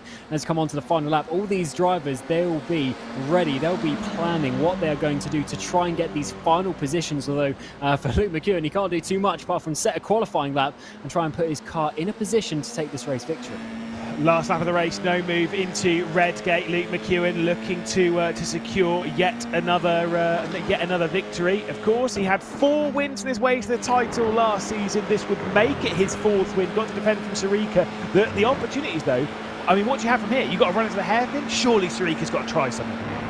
Yeah, I think you've got to try something before the hairpin. I think that's the obvious one, but then getting the run onto the Foxy S's all depends on this next corner at Compass. What are you going to do? You're going to send it in there? Yes, it is going to be there from the 69 machine. That's going to leave him open to Much coming through. Yeah, here comes Gordy Much then with the inside run. This has to be brave if he's going to try it. He's side by side with Moreno Sarika. The fight for second position. The Williams Esports driver hangs on. They head their way through the chicane. Luke McEwen's able to hang on to the race lead. The runoff, though, has not been great from Sarika. Surely Gordy Much is going to try something inside-outside, switches it straight back to the inside. Half commits to it, sends it down there. But it's a brilliant, unbelievable move from the championship leader to move up into second position at the penultimate corner. Can Moreno Sarika fire one straight back through? He's gone for the up and under, whilst Josh Ladd and Pete Berryman might make contact. They head their way through the final corner. Couple of drag races to the line. McEwen's going to take the victory. Who's going to be second? It is going to be Moreno Sarika by the tiniest of margins. Gordy Much there and Pete Berryman in fourth. The top five they take about after what has been an incredible performance. And of course, let some of their air out. Luke McEwen, who's now racing for the Apex Racing facility today after what was an unbelievable performance to take his fourth win of 2023 and his 8th in British Formula 4 Esports. That was an absolutely unbelievable finish there. Gordy Much, I thought he had it, but to the line, into that final corner, Sarika put his car just about in the best place, but also in behind, Josh Ladd with the absolute send on Pete Berryman. That was brave. And somehow they managed to come out on top of that as well. So an amazing battle inside the top five, and Luke McEwen enjoying that one, looking in those rear view mirrors, just watching all the battles unfold. And hopefully that opens up a good door to see what's going to happen next time. Well, it's spinny wheel o'clock, which was 5 in the Formula Fords a little bit earlier on. What is it going to be here? Oh, it's not going to be quite 10. It's not going to be quite 10. Is it going to be 6, though? Yes, it is. It is 6, which means Alexander Davidson's going to be starting from the reverse grid pole. So he's been kind of moving his way forward, finding some extra form in the British Formula 4 Esports Championship. And now for Pure Sims, they've got a great opportunity at maybe taking a race victory. It'll be a tough one, though, with the likes behind them. Of course, the top 6 will get reversed. Luke Ewan, victorious. Moreno Sarika, Gordy Much, Pete Berryman, Josh Ladd and Alexander Davidson, those that will get reversed. We'll try and catch up with the top 3 before we go back to Formula 4 mode. Gordy Much, grabbing his 5th bonus point for fastest lap of the season. Matt Emery, Lucas Muller, Jonas Wanner and Ted Bradbury. Shout out to him from the rear of the field to have worked his way inside the points. Incredible performance from the Altus Esports driver. And sadly, not getting reversed, to be perfectly honest. James Armstrong in 11th position. Stanley Deslanders involved in that battle all the way through the race. Mamal Bianca-Lilla in 13th position before we get to Ryan McAuliffe. Elliot Pugh in 15th. Remy Gilbert, Rachel Concoli. Freddie Ingram down in 18th position. Of course, still getting used to the championship with Brandon Abrams and Isa Ardvidson finishing in 20th. Of course, these all finishing and they'll be starting the next race in the positions they finish in. Tamash Simon after some dramas that we saw, Sergio Fitzpatrick, Daniel Cebula, Duncan Hoffland after being sent off by one of the Mensa Racing drivers, Harley Horton and Tobias Olsen, the retirement very early in the race. Wow, was that dramatic. And of course, we should catch up with our race winner first. It is time to talk to Luke McEwen once again. We've heard a lot from you in British Formula 4 Esports, and now for a victory, a 6th consecutive podium, though. That's got to feel good. Yeah, it's a big win for the championship. Obviously, good quality from myself. So as well from Pete. I think Gordy just made a few mistakes, pitched him a bit further back, but yeah, I was not expecting that kind of race where I could just do laps after laps, but yeah, the laps were really quick at the front. I was really happy with how I was driving and managed to just keep a steady gap behind so no one could really go for any moves. So yeah, really happy. Now, it appears that it's not only me and Cameron Roger that are doing this broadcast from an abnormal place. It seems like you're racing from the Apex Racing facility. Is this one of your first times racing from there in a championship like this? Normally we see you at home. Yeah, this is first race from here. Moved in actually on Thursday, so spent pretty much the week getting ready for this race. And I mean, good first race, so yeah, really happy. How's it been? How's the transition been? What's it like racing there compared to racing at home? Is there any major differences? Is there any more pressure? Any less pressure? What's it like? I mean, pressure-wise, I don't think any difference. To be honest, I almost feel better because I have everyone around everyone around me in practice. It's really good having teammates. Just literally, I've got Pete right behind me, so you can always go and talk to each other like whenever. You don't have to wait until you're in a Discord call with each other. So yeah, it's just really handy communication wise, and yeah, it's just really nice. Well, Luke, I will let you go. Before I do so, I will tell you the reverse grid is 6. So you know you can breathe a little bit of relief from that one. Go get yourself ready for the second race. Cheers, thanks. Again, a fantastic victory there from Luke McEwen. Of course, there was that tight battle though for second in the championship, which came down for second in the race rather, which came down to just 200ths of a second. The driver that came out on top of that was Moreno Sirica, once again on the podium. Hello, welcome. It's not been very long since our last conversation back at Knock Hill, but that one, what an unbelievable performance, and what a great battle with you and Gordy. I mean, you know, those ones are sweet to kind of revel in. Yeah, we were actually debriefing after the race, and we were saying how it's always very fun when you have this kind of hard but fair battles. But yeah, very pleased with the result. Finally, also Josh was able to be where he deserved to be. Good points for the team, obviously. Yeah, let's say good start of the night. Is there any sort of changes that you've done in preparation? Because obviously, like you and Josh, both look quick, both look strong, and are both able to take it to the Apex guys. Any changes in prep? Not really. Like I said last week, we've been involved with a lot of bad luck in the first half of the championship, really, which hampered our results. Now seems to go a little bit better.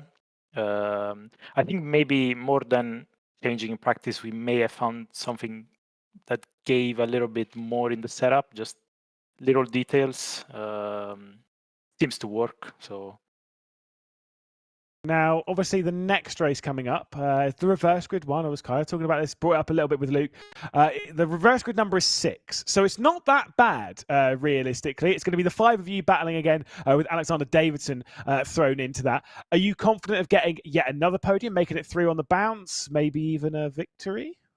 yeah, surely. I mean, I was trying to go for the win before. I felt I was very strong in the last sector, especially under braking. I didn't really want to attack Luke in the first when we had a little breakaway.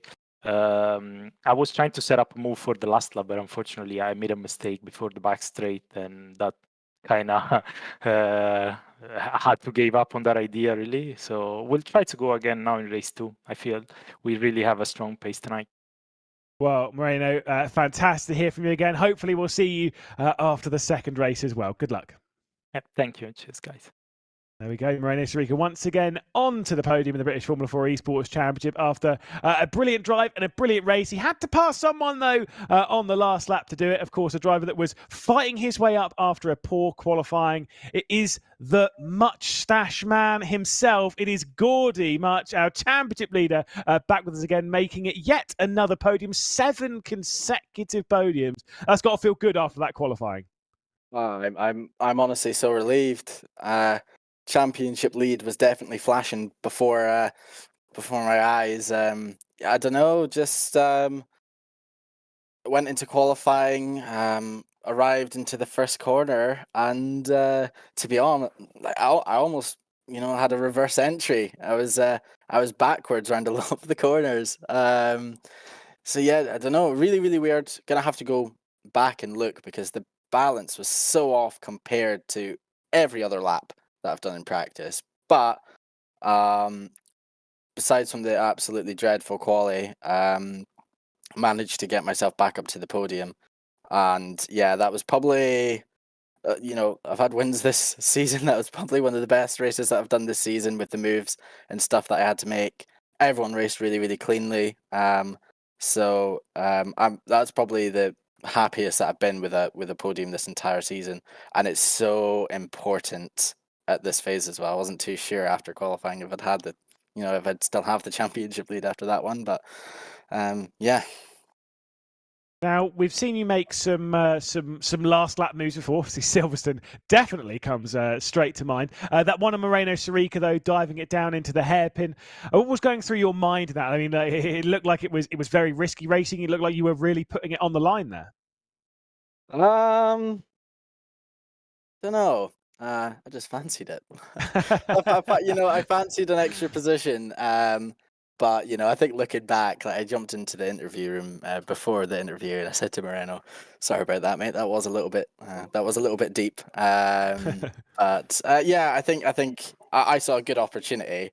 The gap suddenly became a hell of a lot smaller than what I was originally expecting it to be. Yeah, just kind of wanted that extra position for the extra few points. But P3, another podium, and of course reverse grid this time round. So there's another opportunity to finish ahead of Luke and Pete in this one. So yeah, all gloves off now for this round and last round of the season. We all want to win the championship. Yeah, can't wait to see how this one's going to unfold. Of course, you went from 7th all the way up to 3rd position in that race. The reverse grid is 6th. That means you're going to be starting from 4th place, 4th to 1st. That sounds very doable, and keeping this podium streak alive as well, surely. Yes, I mean, let's see. I know I said that at Knock Hill, but I think I had a hell of a lot more pace at Knock Hill than what I had here. But I did just do 7th to 3rd, so it's not out of the question. I don't think I'll be doing any more of those moves than what I tried on the last lap in this next one, because it was almost a plane crash. But let's see. I mean, I'm very much got this championship in mind, and I know every point matters. Hence why I made sure to put myself in the perfect position to get fastest lap in that race as well. That's just an extra point, and every extra point matters at this phase in the championship when it's so close. So yeah. Is the 5th time you've had fastest lap this season, and you now lead the championship by 11 points over Luke McHugh. We'll let you go and get yourself ready, have a little bit of a breather before the next race. Cheers, Gordy, and maybe we'll be speaking to you fairly soon. Thank you, mate. Cheers. There we go. Our podium all wrapped up. Then the first race done for British Formula 4 Esports. And again, an incredible performance there, Cam. We focused our attention, though, back to Formula Ford, because it's all about the battle in this one, and seeing what Henry Moore can do and whether there's yet another victory on the cards. We're making it 9 in the season. Who knows? Oh, Cam is muted. 10 out of 10. I've never done that on a broadcast. Never. Yeah, sorry. Yeah, basically Henry Moore, I mean, he's just in outstanding form, isn't he? So he knows what to do. And what we've seen is in these reverse grids is he often keeps, he's sort of assertive with his moves, but he doesn't sort of do any silly stuff. He just makes them at the right time. So let's see how this one goes, and hopefully he can have a nice clean race to continue that stat of all the podiums over the course of the season. That would be quite remarkable, and definitely worthy of the speed that he's got this season. It's going to be a little bit tricky though, of course, with the reverse grid. Yeah, of course, he has, including the top scores, he has a 29-point championship lead. He needs 52 heading into the next round, but that's all very complicated. It is time, though, to head into the race, and we'll take a look at the starting grid after the top 5 are reversed. Owen Whittle, Frank Sikorsky on the front row, Dana Moore, Ronnie Smith, and Henry Moore rounding out the top 5 that got reversed. Ed Hope in 6th position as we roll our way through. Mac McFarquhar, Dan Caulfield, Brandon Loudon, and Cam Knowles, the top 10. We'll let it cycle through onto the final page as well, because we know these grid up very quickly, because I want to ask Cam, who's winning this race very quickly? Go. Ronnie Smith. Ronnie Smith is winning from 4th position. I'm going Dana Moore. Although, to be fair, let's be honest, betting against Henry Moore in this championship is a very scary feat. They're heading their way onto the grid. They're preparing themselves for their final race of the evening. Of course, just 2 more races left to go this evening before we go into the final round of the championship. Owen Whittle from that pole position. I was expecting them to have started racing by now, so we'll build it up from now. Whittle, Sikorsky, Moore, Smith, and Moore being the top 5. The lights will come on and then they will go out, and Owen Whittle will lead us from the pole position. You can see a decent start in the background there from Ed Hope, who's going to look straight down the inside of Henry Moore in the race down towards the first corner, but Moore has got a better one than Ronnie Smith up to 4th position. Well, maybe make that even 3rd, because Franek Sikorsky's gone out wide at Redgate, and Henry Moore is right on the rear end of Dan coming down the hill. Perfect start from him as well. Ronnie Smith going side by side, actually making that position for 4th place. Of course, he has to back out of that one, but for Henry Moore, what a start. And that's already 2 easy positions. Now he just has to focus on his championship rival, Dan Moore, in 2nd place. And of course, Owen Whittle there from the pole position as well as they come up towards McLean. Some side-by-side battles in the background.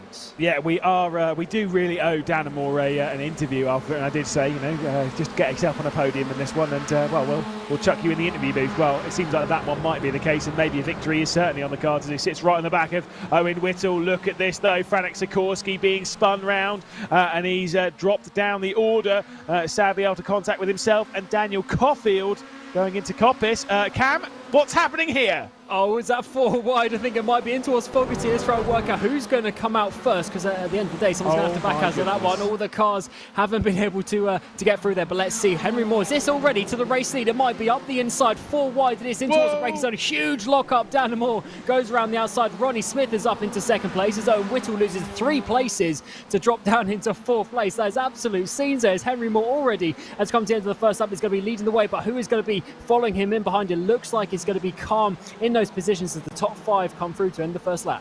Yeah, it was Owen Whittle with that lock-up. Now to deal with Ed Hope right over the rear end and look down the inside as they head their way into Redgate. 0.3 of a second the lead for Henry Moore. Surely Ed Hope is going to go for something here at the first corner. He's going to send it in. He's going to look down the inside. He's going to be committed to it, but it's going to cancel their opportunities of getting onto the podium, really, if they lose too much time into the pit lane. Connor Skudal, probably for a jump start of some description, as he will depart the pit lane, rejoin the race in 17th position, as we'll take a look at what happened with all of this. Franek Sikorsky, of course, involved in that incident with Daniel Caulfield. Matt McFarquhar off the rear end as they head their way up into Coppice. Contact from McFarquhar on the rear end, and to be fair, there was nothing really that Caulfield could do.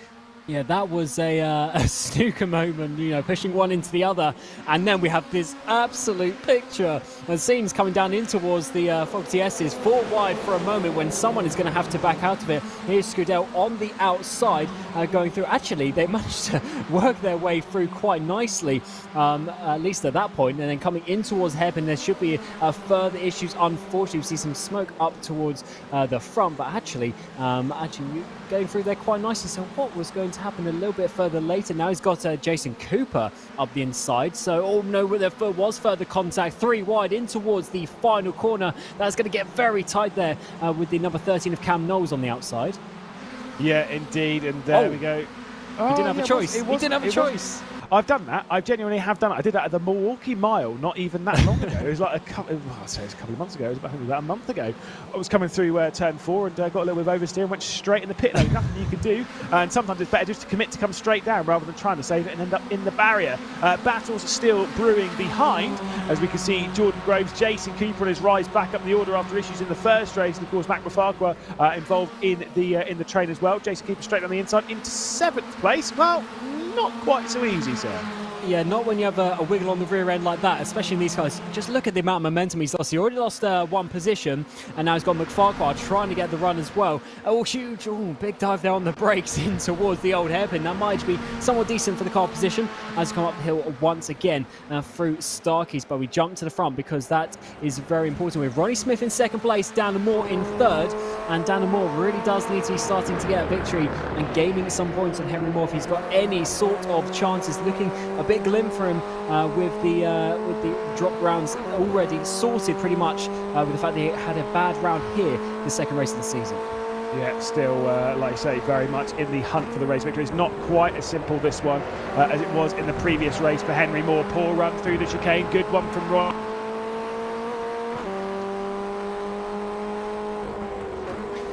Oh, and and this is going to be to the outside. There's going to be Ronnie Smith all the way around the side, a little bit too deep though, and that is going to be now Dana Moore getting up the inside there. So this might be actually one lost overall, and it certainly is, because Dana Moore gets himself up into second place and behind his championship rival. That's going to be the important one. So it actually looked like Ronnie Smith there, I mean, Waverley just went way too far in the brakes, and you have to be so careful with how you with how you sort of wiggle on the rear end. You have to get the rotation really early in the corner. Definitely see when we get to the onboards during the qualifying session, you almost turn it the wrong way. You're counter steering through the corners, but certainly a tricky one there for Smith, who's now dropped down to third. He's got Whittle all over the back of him.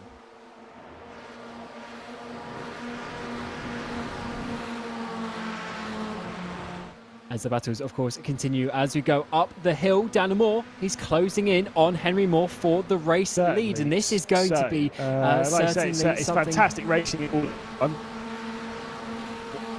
Sorry about that, technical issues in the commentary booth, but it is Dana Moore that's going for the race lead with Henry Moore. They're just 2 tenths separated up towards the front as come onto this back straight. Henry Moore, he couldn't get that gap in the first race. He managed to get a huge gap and pull away from the slipstream. This time around, it wasn't enough. So as soon as Dana Moore got into that second place, he got into the slipstream and he was able to catch back up. So this has got to be, a little bit more of a difficult race. Dana Moore already sending it to the inside, at least having a look in the mirrors of Henry Moore. But we do know how Henry Moore is so calm. In the background, actually, is Owen Whittle there diving up the inside of Ronnie Smith, and has got himself up onto the podium. So my pick for the race victory, Ronnie Smith, is now down into 4th place, unfortunately, after being up into 2nd place not too long ago. But that is certainly how the racing goes. Get some battles a little bit further back as well. Sikorsky, and actually Sikorsky's dropping down the way, gained a position to Cofield, but then eventually is lost out. He's dropped further back, and some contact obviously has been had in that final corner, and that is not the ideal situation. So let's see how this one has worked. There's Caulfield in the blue and white car up the inside. Jack Badger in the foreground as well. Is there going to be further contact? Oh, huge dive up the inside there, just locked the brakes, and I think has been able to just roll out of the way quite nicely. So this is certainly not the ideal place for Sikorsky. Sikorski's had a he's had a difficult season. He did have the reverse grid pole, might have been in the previous round as well, but unfortunately just dropped further back. And as the race continues on, he's certainly done that today in this reverse grid race at Donington Park GP as well, as Henry Moore still continues to hold on from Dana Moore. I wonder if, because we saw this, didn't we, back at the first time we came to this track. We saw, that's a bit wide from Henry Moore. I was going to say, what we saw was Dana Moore choosing to not overtake. He might have a choice this time around. The opportunity's coming his way, and he takes the race lead, and that is huge, potentially for this championship, getting past Henry Moore. A solo mistake. We haven't seen that in a very long time. Henry Moore's been so consistent over the course of the season, but I think Dana Moore should be able to hold this one in towards the final corners. In the background, there's a huge dive up the inside. So we see Whittle and Smith battle. Contact maybe, or maybe a lock of the rear brakes. One of them goes around. I think it was Whittle. Smith should have that for 3rd place sorted. And I think that's Whittle in the background. Coming through as Jason Cooper holds on to that 5th place. He's making his way up very nicely as we look out for this huge battle inside the top 10. Of course, points going all the way down to Will Hope in that 10th place, but everyone up ahead needs to work out where they're going to be getting the points, especially this point in the championship. One car going a little bit wide there. I think that might have been Caulfield a little bit wide there in towards Red Gate, as there's certainly a difficult corner. We're seeing a lot of people making some mistakes into that corner, and it's a very important one actually. Just come down the hill there towards the old hairpin, one of the potential overtaking opportunities. Another one here is up towards McLean's, and certainly let's see how this one goes around. Caulfield making a move there on Badger up inside the top 12. For the driver there as he continues his way up towards the front. Here's the battle though with Groves, as he is trying to get himself up towards the back of Phelps, and also Cooper, who has held on to that one. Cooper doing such a good job to recover from his from his qualifying position, which of course came from the grid. The grid, sorry, came from the result of the previous race, where he had an absolute nightmare. He's defending though in towards the Melbourne hairpin. It's going to be with Isaac Phelps in the background, but also some moves continue. Owen Whittle drops down another position. Will Hope jumps up into the top 9 with that one. Will Hope, Whittle just holding on to that final points paying position as we come to 5 minutes to go here for the FF 1600s, the second race of the evening for these guys, and we'll certainly see how this one works out in the background. Seeing further moves being made round the outside. That is going to be in Redgate, not the easiest one. This is Whittle trying to come back. Will Hope, of course, got that position on this lap, and now it's going to be the up and under for Whittle as you come downhill through Hollywood, through the Craner curves around the outside. That is going to be very difficult, tight racing between these two in towards the old hairpin. Lovely stuff as that move should just about be completed. His own Whittle on that inside line is going to lose that momentum though as you come up the hill towards Starkeys, and this is another run towards McLean's. They continue to just about be side by side. Now it's Whittle on the outside, goes to Will Hope on the inside. He just about manages to get that position back. Lovely racing between the pairs. They swap positions twice already on this lap, and that is certainly working out very nicely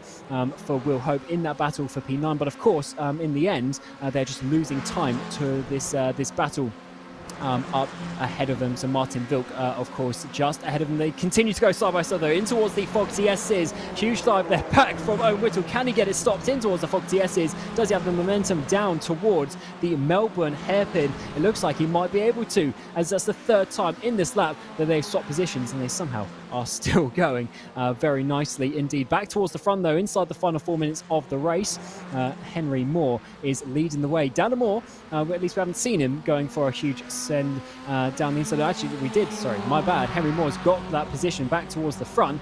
Dana Moore has dropped into that second place. So Henry Moore, despite making that mistake earlier, losing lead, he's very nicely to back to that race lead as Lewis rejoins us. And this is certainly working out to be a huge battle up towards the front between our championship rivals. Yeah, Ed Hope then off. Oh, and I don't know if that's going to be working. Is Ed Hope, they're having some issues coming through Hollywood there, potentially on the exit of Redgate, and it really seems to be an important corner. He's in the background. That was a huge send from his brother Will Hope on Owen Whittle in towards the old hairpin, but back towards the front. Here is Dana Moore inside the final 3 minutes of the race, going back to the race lead up the inside of Copes. Of course, would have had a run through McLean's there to make that overtake stick, as Henry Moore there looking to his left-hand side, looking to see where his rival is going to be. Has to back out of that one. So this is working really well for Dana Moore as this race continues on. And this is maybe for the championship, but also this is just for pride. This is knowing that he can battle and he can show that he can get this race victory. But down the inside, huge send is going to be from Henry Moore. Maybe more of just looking into the mirrors, because he sort of backed out that one halfway into the braking zone. And as we're going to come on to a couple of laps to go, it's going to be an important battle for Dana Moore to hold on to this one if he wants to get another race victory this season. He's had 4, and considering how confident and how consistent Henry Moore has been up towards the front, for Dana Moore to get 4 race victories, that would be certainly a very nice one indeed. Up towards Redgate, it's going to be for another time. Huge send to the inside though from Henry Moore. He went to the left and then he went to the right. Has he made it stick on the exit? I think he has kept the momentum as well, but no, Dana Moore just going onto the grass as they continue to battle side by side down the hill. This is awesome racing here at Donington Park. And Moore now to the outside line. That will turn to the inside for the old hairpin. You don't want to be around the outside there, so Henry Moore might just have to back out of that one. And yes, he does, coming up the hill. Furthermore, this race is absolutely something else. The reverse grid race, but is the two main contenders as they continue to go side by side around the outside of McLean's. It's going to be no contact thus far on this lap, which is amazing to see. They're going wheel to wheel for the race lead. Just 1 lap remaining after this one. This is important to see who's going to lead onto that final lap,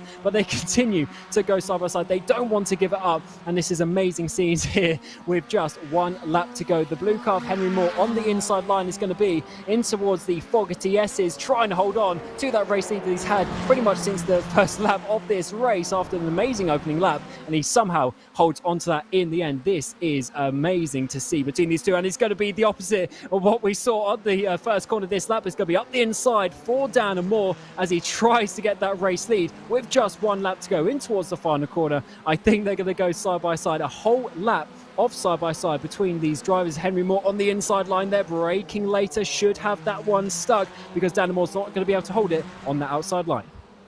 The joys of Hotel Net, but yes, that looked like some brilliant racing once again between the top two in the championship. You got Henry Moore taking this defensive line into Redgate, outside line being taken from Dan Moore. It's going to be so brave, so risky once.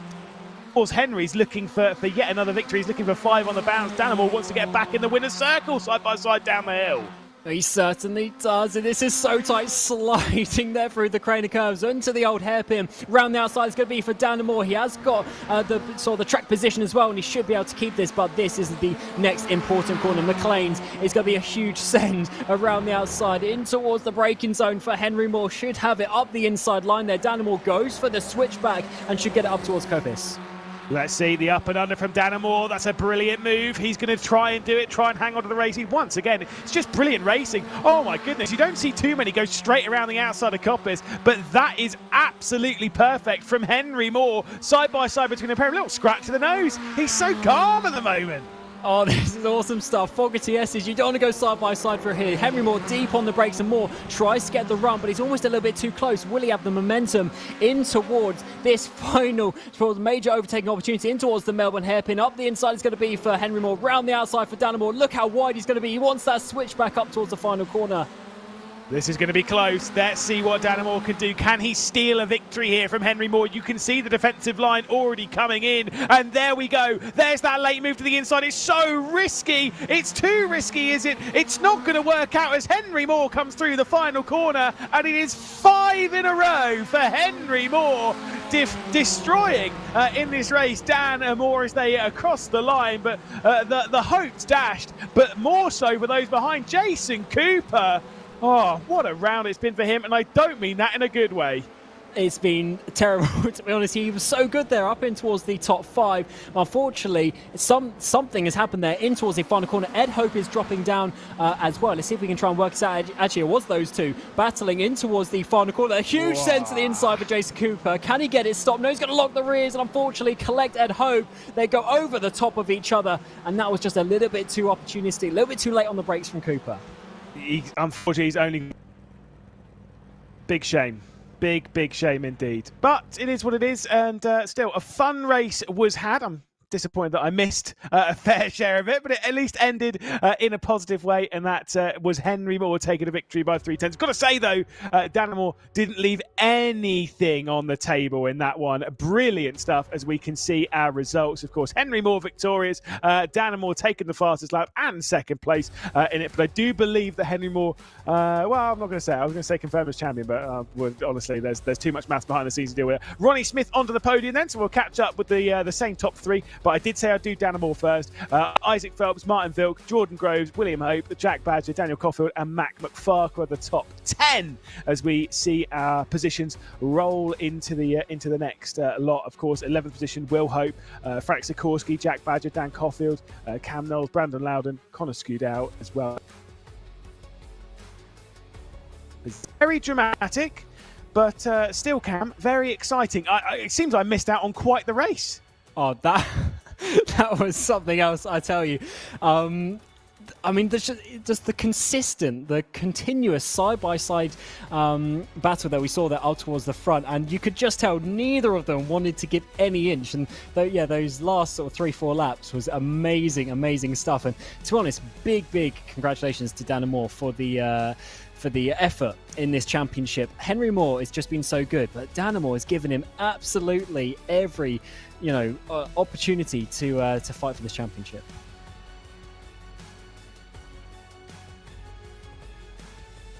So let's go into, of course, the interviews, and we'll try and get a word with some of these drivers. It's certainly going to be a interesting one. So we'll start off, of course, with the we'll start off, of course, with the championship leader and eventually taking 5 race victories in a row. It was certainly an amazing effort there from Henry Moore, taking that victory after an unbelievable race there. Henry, just take us through that battle with Dan side by side for about 2 laps in a row.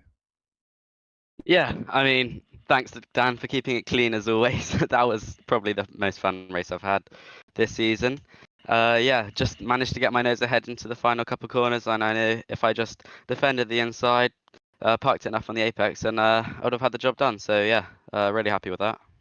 So going back to the first lap now, what a start you had, firstly, going from sort of 5th to 3rd already in that first corner. Were you thinking you could fight for the race victory already at that point?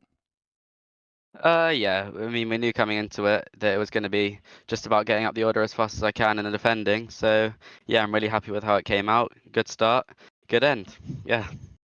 And now looking towards the final round of the season as well, we go to Brands Hatch. You're taking this massive run, and of course, it's looking pretty good for the championship as well. How do you think that's going to affect your preparation, or is it still just full guns trying to get that record of podiums in every race? Yeah, I'll do as much practice as ever. Just trying to wrap it up, and yeah, as you said, keep my podium streak up, and yeah. So yeah, congratulations for this race victory today, and yeah, I mean, amazing stuff once more. Well done. Cheers, guys. And now, of course, we'll move on to the the driver who gave him every little bit of effort to try and get that race victory. Dan Moore, and to us, what a night of racing you've had as well. You had a few incidents in that first race. Maybe touch on that first because you didn't get to speak to you. But yeah, just how was that evening for you? Certainly a lot happening. I mean, the first race today was a little bit chaotic, should you say? I mean, Henry, obviously we know he's fast. He's been like it the whole year. It got to the point where I was in 3rd. I felt I was faster. I tried to go past and go in 2nd. He wasn't really having any of it. So from then on, we kind of had a bit of battle and then ended up in an incident, but not going to comment on that one.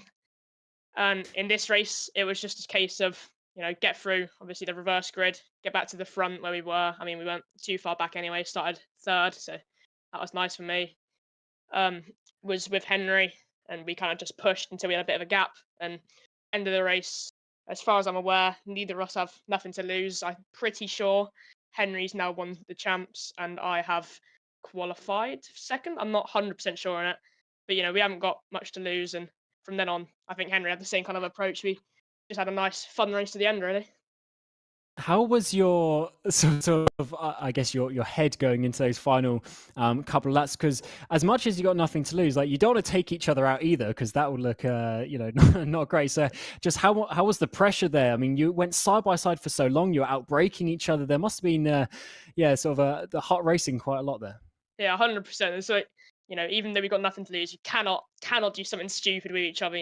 Keep it confident, keep it calm. And it was just a case of, I trust Henry a lot on track. I think he's really good to race with, really fair, really clean, and gives every inch I need and no more. But I think we're pretty much the same and had a great race, to be honest. Yeah, certainly. You've had a fantastic season. So how does your preparation go to the final race now to Brands Hatch? Are you going to be just trying to get sort of a double victory? I guess, as you say, you got nothing to lose from that point. Yeah, we'll put obviously same amount of prep, maybe even a little bit more for Brands as the rest of the rounds. It would be nice to end the season on a high. Maybe 2 wins and a fastest lap would be ideal, but we can all dream. Yeah, you certainly can. So yeah, congratulations on your P2, and we'll see you next time. Thank you very much. And of course, lastly, we can bring in my pick for the race victory, but unfortunately, didn't quite happen. Yeah, difficult race as such in terms of not quite being able to battle for the race victory. But Ronnie Smith, a podium, another podium, and you're really coming strong in this sort of second half of the championship. And I mean, today as well, just enjoying that first race, also a strong result. So how was this sort of the preparation coming into this race? We're just doing the same stuff week in, week out, and some weeks it comes off and some weeks it doesn't, but that's all part of racing, I suppose. Yeah, certainly. In this second race, you were up into second place at one point. Did you think you could fight for that victory? Yeah, I mean, we was right there with Henry, and then a couple of things happen. One overtake or one move from someone else is all it takes to then lose the toe, and then he ends up driving off into the distance a little bit, and he's hard to catch. Yeah, certainly it's difficult with those top two guys. Do you think you can sort of battle for them in pace when we get to Brands in a few weeks? Oh, well, next week. Yeah, well, I've raced with Dan for a long time now, so we work together as such, especially beforehand, to see where we are pace-wise, and we're always there or thereabouts. Just sometimes you need that bit of luck, and luckily this week we had it. Yeah, certainly. It's been a strong round for you, so let's hope you can take this momentum going into Brands next week. Thanks for speaking. Thank you very much. Yeah, certainly concludes the interviews, and it's the penultimate round of the season for the Formula Ford 1600s. What a race we saw there! That was absolutely unreal. I can't lie. What we saw, that battle between the top two, they really, they really sort of gave us everything to look out for in those races, and they just continued those battles all the way through, and that is something that we love to see. And obviously, as Dana Moore has mentioned there, the top two in the championship getting entry into the British F4 Esports Championship next season, and that is what we come back to for the second race. This is going to be quite something if that race was something to show for us, Lewis. Yeah, indeed. Like I say, we'll see how long I last on this one. But yes, I hope all the way through the end of the broadcast, because to be perfectly honest, I am so excited for this race. This is going to be so much fun. The race that we just had was excellent in the Formula Fords. But this, seeing the big boys go there, seeing the championship fight we've got, Cam, it's so incredibly tight at the top, and it's closed up even more in that race. Gordy Much now leading by just, 11 points? Yes, it's getting very close, and to be honest, I'm thinking this is going to go down to the wire, isn't it, at that final race at Brands? So it just depends who is going to have the lead and then who's going to have the momentum coming into it. Of course, the momentum is still with Gordy Much at this point, but I reckon if there's one little bit of contact here or there, one little spin, that can change around very quickly. Exactly. I mean, this is the whole thing of this this championship. We've spoken how in the Formula Fords you've got yourself the drop scores. You don't have that in this. It's a very fragile balance to win this championship.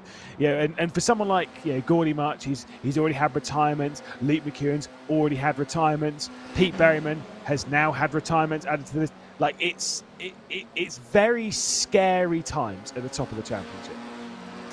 Yeah, to be honest, I wouldn't want to be. Well, actually, no, I would want to be in this situation because I like fighting for championships and driving at top level. But it's such a stressful situation, isn't it? Because often what we actually see in a championship, there'll be maybe a team or a driver that sort of pulls away, and by the time you get to the final round and penultimate round, the championship's sort of settled. Even if it's not mathematically, realistically, it's sort of done. Whereas here, any one of these top three can win, and we know how chaotic these races are. So I would say Pete Berryman has every opportunity to still win this championship, and therefore he just needs to try and get back on that front foot that he had in the sort of first half of the season. Yeah, I mean, I'm not going to lie. What was it? It was a few. It was. I think it was like 3 weekends, 3 rounds, 4 rounds into the season. I was sat back and thinking, "Oh yeah, Pete's won this.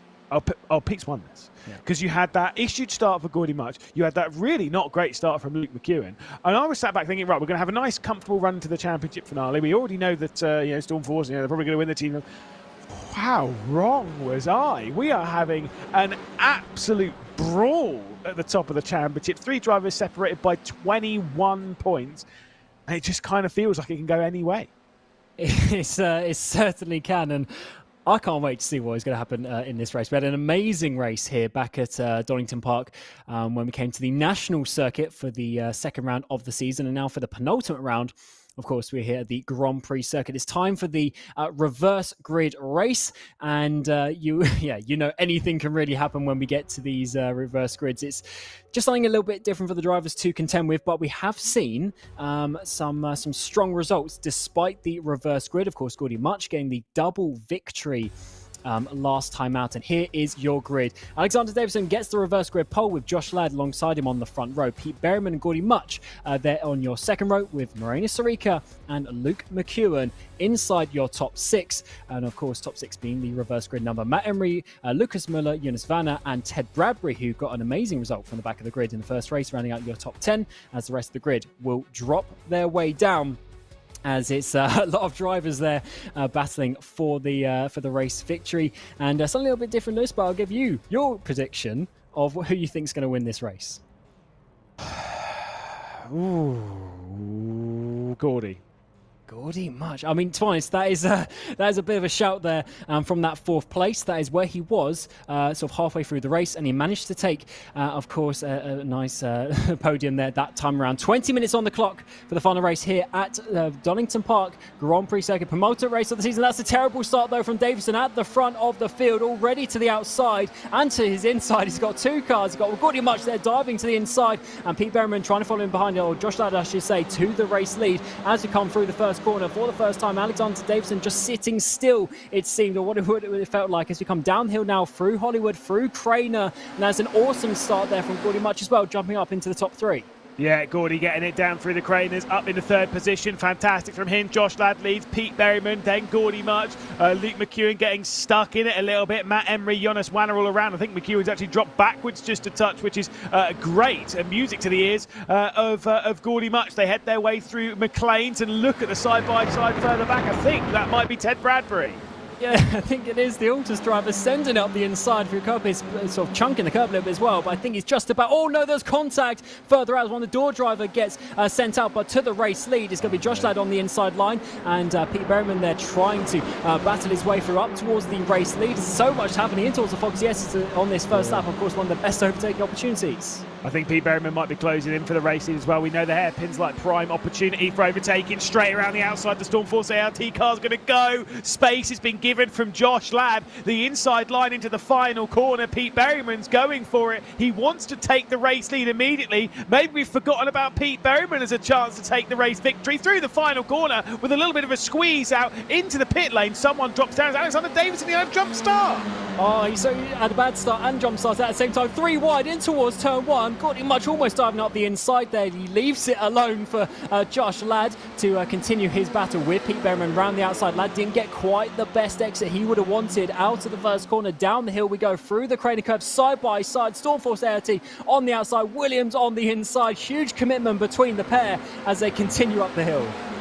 Again, this is so good. Again, it's very much from what we've seen in the Formula Fords. They're just showing us how to do it in the bigger, in the faster, in the racier cars. Pete Berryman around the outside of McLean's. Oh my goodness, that is so good. He's got to do it at Coppice though, as once again Gordy Much just covers off Moreno Sarika and the Matt Emery behind. It's Josh Ladd still in the race lead. Gordy Much with the inside run on Pete Berryman. We are having an absolute show here in the final race of the evening. We certainly are. Luke McEwen is getting involved in the background. Huge send up the inside from Ted Bradbury. I think that was almost 3 wide for a moment as well, with Sarika and Matt Emery involved in that one. And wow, this is amazing stuff. Sarika gets 4th, but oh no, Luke McEwen is dropping down. Huge contact, 3 wide in towards the braking zone. This is carnage inside the sort of top 15. All there coming through the hairpin.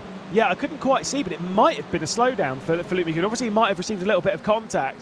Yeah, I think there's been a bit of drama in all that. Ted Bradbury standing his land as Jonas Wanner dropping down the order just a touch as they come round to complete another lap. But wow, what a crazy start to the race. And for Luke McEwen, second in the championship. Well, we won't be interviewing him later on. Yeah, probably not, because he's going to have to be doing a lot of overtaking. There's the first one potentially up the inside of Remy Gilbert in towards Redgate that time around to get up inside P11, but that's still no points. And remember, not only for this race but for the championship, this could be so crucial. He's already behind Gordy Much. This could be further points lost as he continues and completes that move there. Oh, he runs a little bit wide. He's got to be careful with that one as we come up the hill, as doesn't want to be losing any more places. But up ahead of him is absolute carnage. This continues inside the top 10, as that is Ted Bradbury already up into 6th place. Well, big. Having a little bit of an issue coming through. Koppis unfortunately losing out some positions as you come down this straight. He's got the two Esports drivers there. He's got Muller just ahead now. Vanna a little bit further up ahead. That's a bit of a shame for Armstrong and for the Free UK drivers. They come down a little bit further down the field. A bit of a wiggle there. Doesn't like that one coming out of the hairpin. Is all back to the race lead. Huge send there from Pete Berryman, side by side up towards the final corner, as he tries to now obviously look in his mirrors, because Gordy Much is going to send up the inside. He's going to open or go into the door that was opened by Pete Berryman. Second place is going to be potentially for the Scottish driver trying to get a double podium this weekend, this day at Donington Park. To the outside is going to be for Josh Ladd to try and give that slipstream to continue that battle. But huge on the brakes there for Pete Berryman. Oh, huge contact between the two. Pete Berryman's gone around. Gordy Much probably has some damage from that one, and that could be huge. Pete Berryman is going to be losing a lot of points here today. He's going to be going all the way down the field,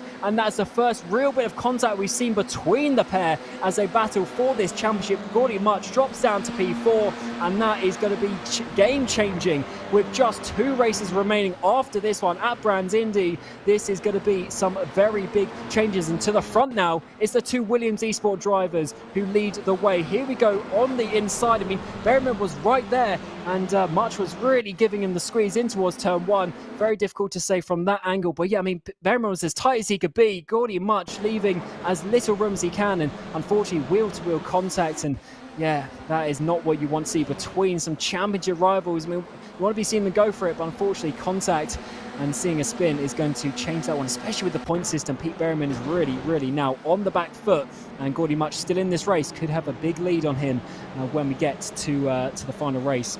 Around at Brands Indy, sorry, Brands GP, I should say, and that is certainly a big one. But what it leaves as well is Matt Emery fighting for a podium. Gordy Much in behind, but surely I still got to believe that Gordy Much is going to have some damage from that one. And Matt Emery, best place finish this season is P5. So if you can hold on to this will be amazing. Up the inside, potentially if Gordy Much, no, not this time around, maybe has to. Settle the nerves a little bit, but also actually for Much, McEwen's gone out the way. Berryman as well has gone out the way. He doesn't need to risk this. This is some amazing points game that he's going to be in. It's a nice position that he's got, but of course he wants to be getting as many points as he can to make his job easier later on as the 2 Williams drivers continue to lead the way. But for podium position, it is going to be Gordy Much battling through with Matt Emery up towards Koppis, and this is a big potential big points as well for Veloce Vex. They haven't had the best season so far, so getting a podium will be massive for them. But look at the train of cars, absolute train of cars in behind. The whole of the top 10 is trying to work their way forward. It's going to be a very difficult one to hold on to this one. As I don't think Emery's potentially going to be able to hold on to this one with the speed that we've seen from Gordy Much, but just how are we going to see that? As there's one driver maybe having a bit of a slowdown. Yes, Vanna maybe. Oh, more contact for Gordy Much. Sends it up the inside way too late. He pushes off Matt Emery. What a shame for the Veloce driver, who's going to be dropping outside of the points just about, I think. Maybe it's at P10 actually, but Gordy Much there, that's a mistake. He doesn't need to be doing this. He doesn't need to be risking getting a penalty.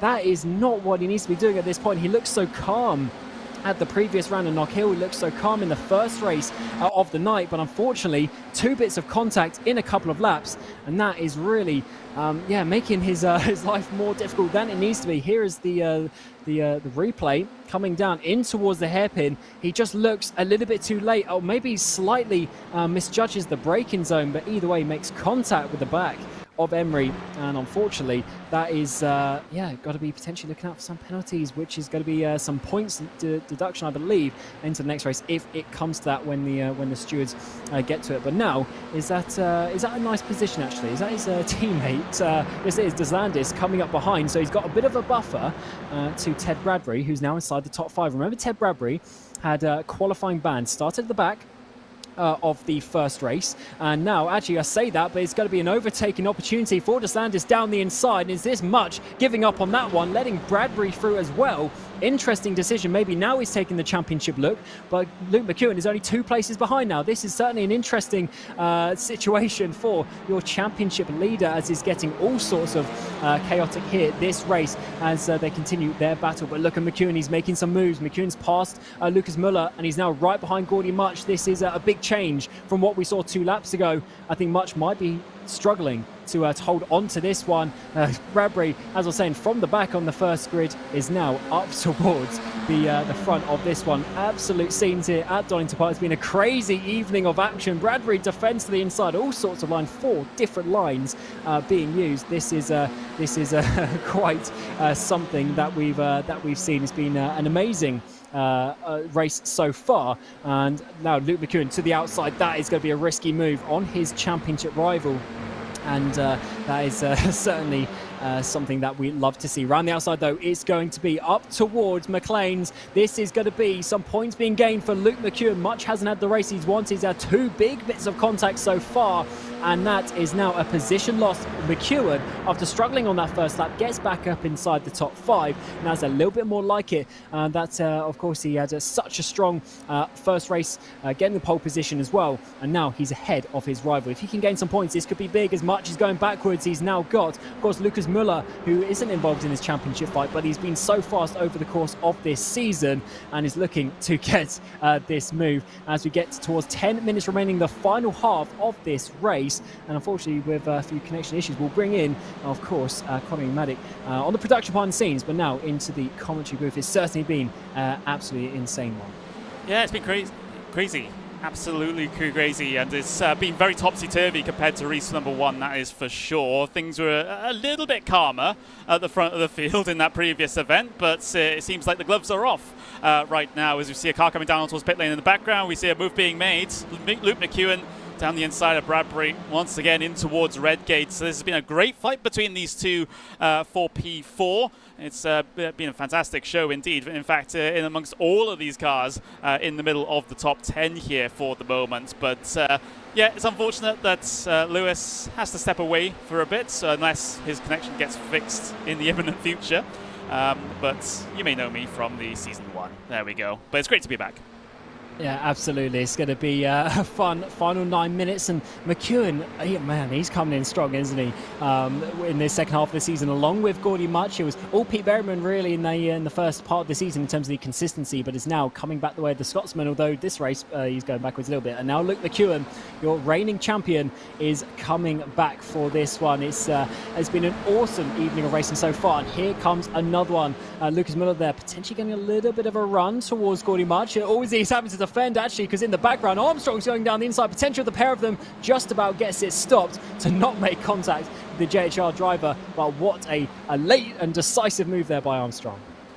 Yeah, Armstrong with the forceful move down the inside. All is fair, though. Room was given, so you can't really complain about that situation. That's one of the good things about this Donington GP circuit, is that it gives you another opportunity to try and get an overtake done. Lucas Müller looking aggressive on the back here on Armstrong in towards Redgate, but nothing going to come of that as all these guys remain line astern. One thing to mention, though, Josh Ladd and Moreno Sarica have basically broken away in P1 and P2 compared to the rest of the field. It's about 2 seconds between Sarica and Deslandes here at the moment. So all of this scrapping has really cost these drivers from third place and back here. We don't have the same sort of situation as we had in race 1, as we see Armstrong good on the inside of Gordy Much. So Armstrong's on the move, and Much has to now defend from Müller. And this is turning into a difficult race for Much, as you say, on the outside of Coppice now, down onto this back straight. But also look at the cars in the background. Yes, Vander's trying to get involved. Remy Gilbert as well. Actually, Vander's, he's going to be diving on the inside of his teammate. No, he backs out of that one. So it's now there's Lucas Müller trying to find some place in the braking zone, as Van a huge send to hold on to that position for Remy Gilbert over the chicane. Someone goes, I think that was Elliot Pugh, might have a bit of a slowdown from that one. I think that was more of an avoidance action with the 3-4 cars up ahead of him for the Mensa Racing driver. He's certainly had an up and down season. Horton gets past Hoffman as well for P12, just in the background of that one. You can see the Pure Sims and the Aston Martin car on the exit of the hairpin there, as it's still looking very good for the Williams drivers up towards the front. as you were saying, Connery, all the battling in behind has let them just run away with it. And it's been such a strong round, to be honest, for Williams. They've been right back on the pace. Yeah, I was just about to mention it. This has been fantastic in terms of their points or efforts. Of course, Stormforce is still quite far ahead as far as Teams Championship is concerned. But for Josh Ladd and Moreno Sarica in their individual championships, this is looking pretty fantastic. Of course, Sarica 5th place in the championship coming into this. Josh Ladd 10th place in the championship coming into this. I think with the results they've had both in race 1 and in race 2, I think we'll see them both improve positions as far as the Drivers' Championship order is concerned. So it's been a fantastic day for Williams Esports. It's been not the greatest for Stormforce, at least in this race 2, where they've had a good couple of issues. Of course, we have Luke McEwen still maintaining his 4th place at the moment, but the main story for them is Peter Berryman having an issue at the early portions of this race with that incident, and down to 15th place, outside the points here. Yeah, and earlier this season, people were mentioning if we were going to see, because of course, you know, kind of behind the scenes, some teammate stuff between Much and Berryman. But I mean, look at this; they're fighting for a championship. They're making contact. They're absolutely going for it in this championship, which is what we love to see. And when you're pushing the limits, accidents happen. And yeah, with the fact that Pete Berryman out of the points, that means that anything that McEwen and Much get now is going to be very good. Much obviously just holding on to that 1 point for P10 and might have some points penalties coming his way. We'll see. I mean, I don't know. It was a bit of a racing incident at the same time. We'll have to see if anything comes of that. There's just a speculation at this point, but certainly something to think about coming in towards the next race, and that is leaving Luke McEwen, who's already on a very good run of form, getting the victory in that first race, is now looking potentially at a podium if he can get up to the back of Deslandis. The issue is Deslandis is of course the teammate of Gordy Much, who is a championship rival of McEwen. So Connery, I think that's going to be a big defensive drive from Deslandis if McEwen can get there. Yeah, it's a big. It would be a big issue, wouldn't it? That would be for sure. Ted Bradbury doing very well in proceedings here at Donington Park so far, and a 5th place finish wouldn't be too shabby either. But with our positions on the cards for him in this situation, it's you know, it's going to be very, very difficult to try and get past McEwen though, because we know how strong he's been over the course of this season. He's kept himself inside of that championship fight in the driver standings with the likes of Berryman, with the likes of Much as well. So he's not wanting to lose this position easily to Bradbury if Bradbury decides to at least have a little go at trying to get back through. It's a difficult position when you're in the championship fight and then you have someone in behind who's not necessarily in the championship fight, because we all know how fast Bradbury is. He's just had unfortunately a few too many issues. And in fact, it was last race, yeah, Nokia got 2 4th place finishes, for example, so he is able to get up there. Just the consistency over the course of the season for the Autos Esports driver that he's struggled with, and I do wonder if they are just ever so slightly closing in that gap. Yeah, last lap it was half a second the way of McEwen on Deslandis, as that is getting very, very close between those drivers. For this final place on the podium, 2 Williams drivers still leading the way, but it is that top sort of 5 battle that I think is going to be the one to look out for in the final moments. Or maybe it's not, because Remy Gilbert there getting past Elliot Pugh. They were having a bit of an issue into this very corner, but now they are both past Gordy Much. Yeah, it's going to be interesting to see if Gordy Much can try and get himself back into the points-paying positions here after the problems early on. I was a little afraid that he might have a bit of damage from the contacts that he had, but it was only very light contact on the front wing there. I don't see, at least when we have those on shots, any damage to that front. Actually, I do. It was slightly bent up on driver's left-hand side there, so that will affect the aero performance on the front end there. So maybe not able to extract the maximum performance out of that F4 machine at the moment, but he's doing well to keep it going at least. Yeah, he certainly is, and it's just difficult when the gaps between the drivers are so small. If you have a little bit of damage like that, even if it's a 10th a lap, that is huge around here, and especially with the style of racing, you have to have that 100% confidence in the car, and maybe the balance is slightly off as well, which is not the ideal situation. And I still go back to, I just don't know if he needed to risk risk those battles. But I guess when you're fighting for a championship, you don't necessarily sort of have that at the forefront of your mind. You're just going for the positions at the time. It's always easier to say in hindsight, and to us, most people in that situation would be going for it as well, because you see the points. You want to have a nice easy run in that final race.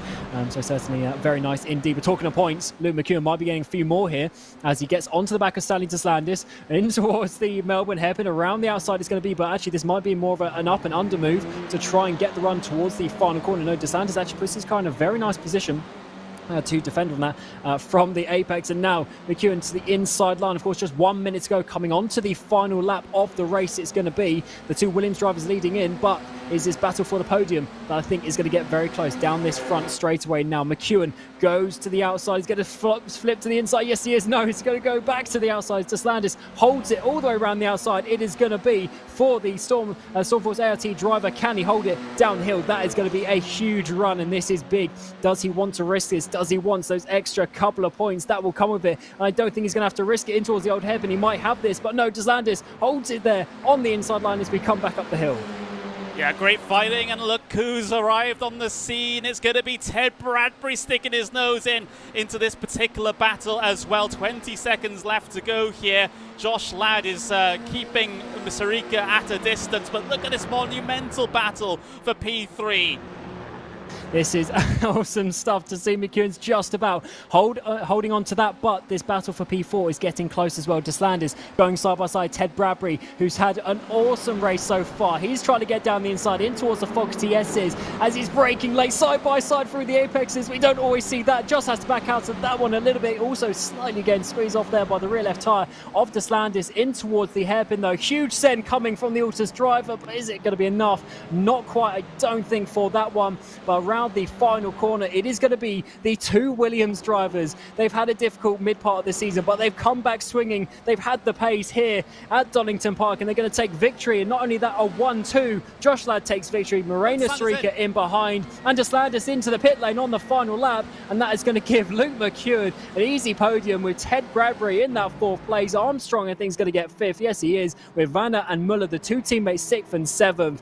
And it wasn't necessarily a race lead battle, but the battles in behind, Connery, were just spectacular this evening. Yeah, it was a comfortable drive under not really any sort of pressure from Josh Ladd. Fantastic race win here at Donington Park. Of course, the GP layout. We had the national layout earlier on in the season. But yeah, you've got to be, well, if you're Williams Esports right now, you've got to be super, super happy with that situation. A 1-2 for the team here in race 2 at Donington. You can't ask for much more. A big, big shame, though, as we had a potential penalty affects that last bit on the run to the line in the battle for the podium.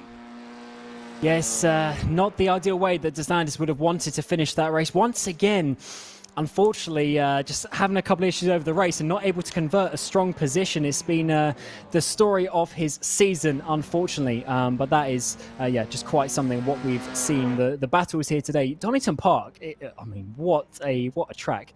To be honest, that is proved to be. We've had amazing racing here back at round 2 of the season, and then also here for the penultimate round as well, both in the 1600s and in the British F4 Esports Championship. It is amazing. Here is your top 10 after 14 laps. So Josh Ladd gets that victory from Morena Sarika, of course, his teammate.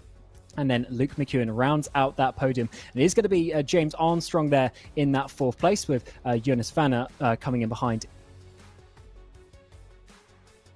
in 5th. Pugh will get 6th place in the end. He was sitting in on that bubble for the top 10 of the points, and in the end as well, it's going to be Gordy Much getting up into 7th place. That's going to be a very nice one, a very nice one for him. And obviously, it was all change down towards the end of the field at the end of the race, because a lot of positions changing.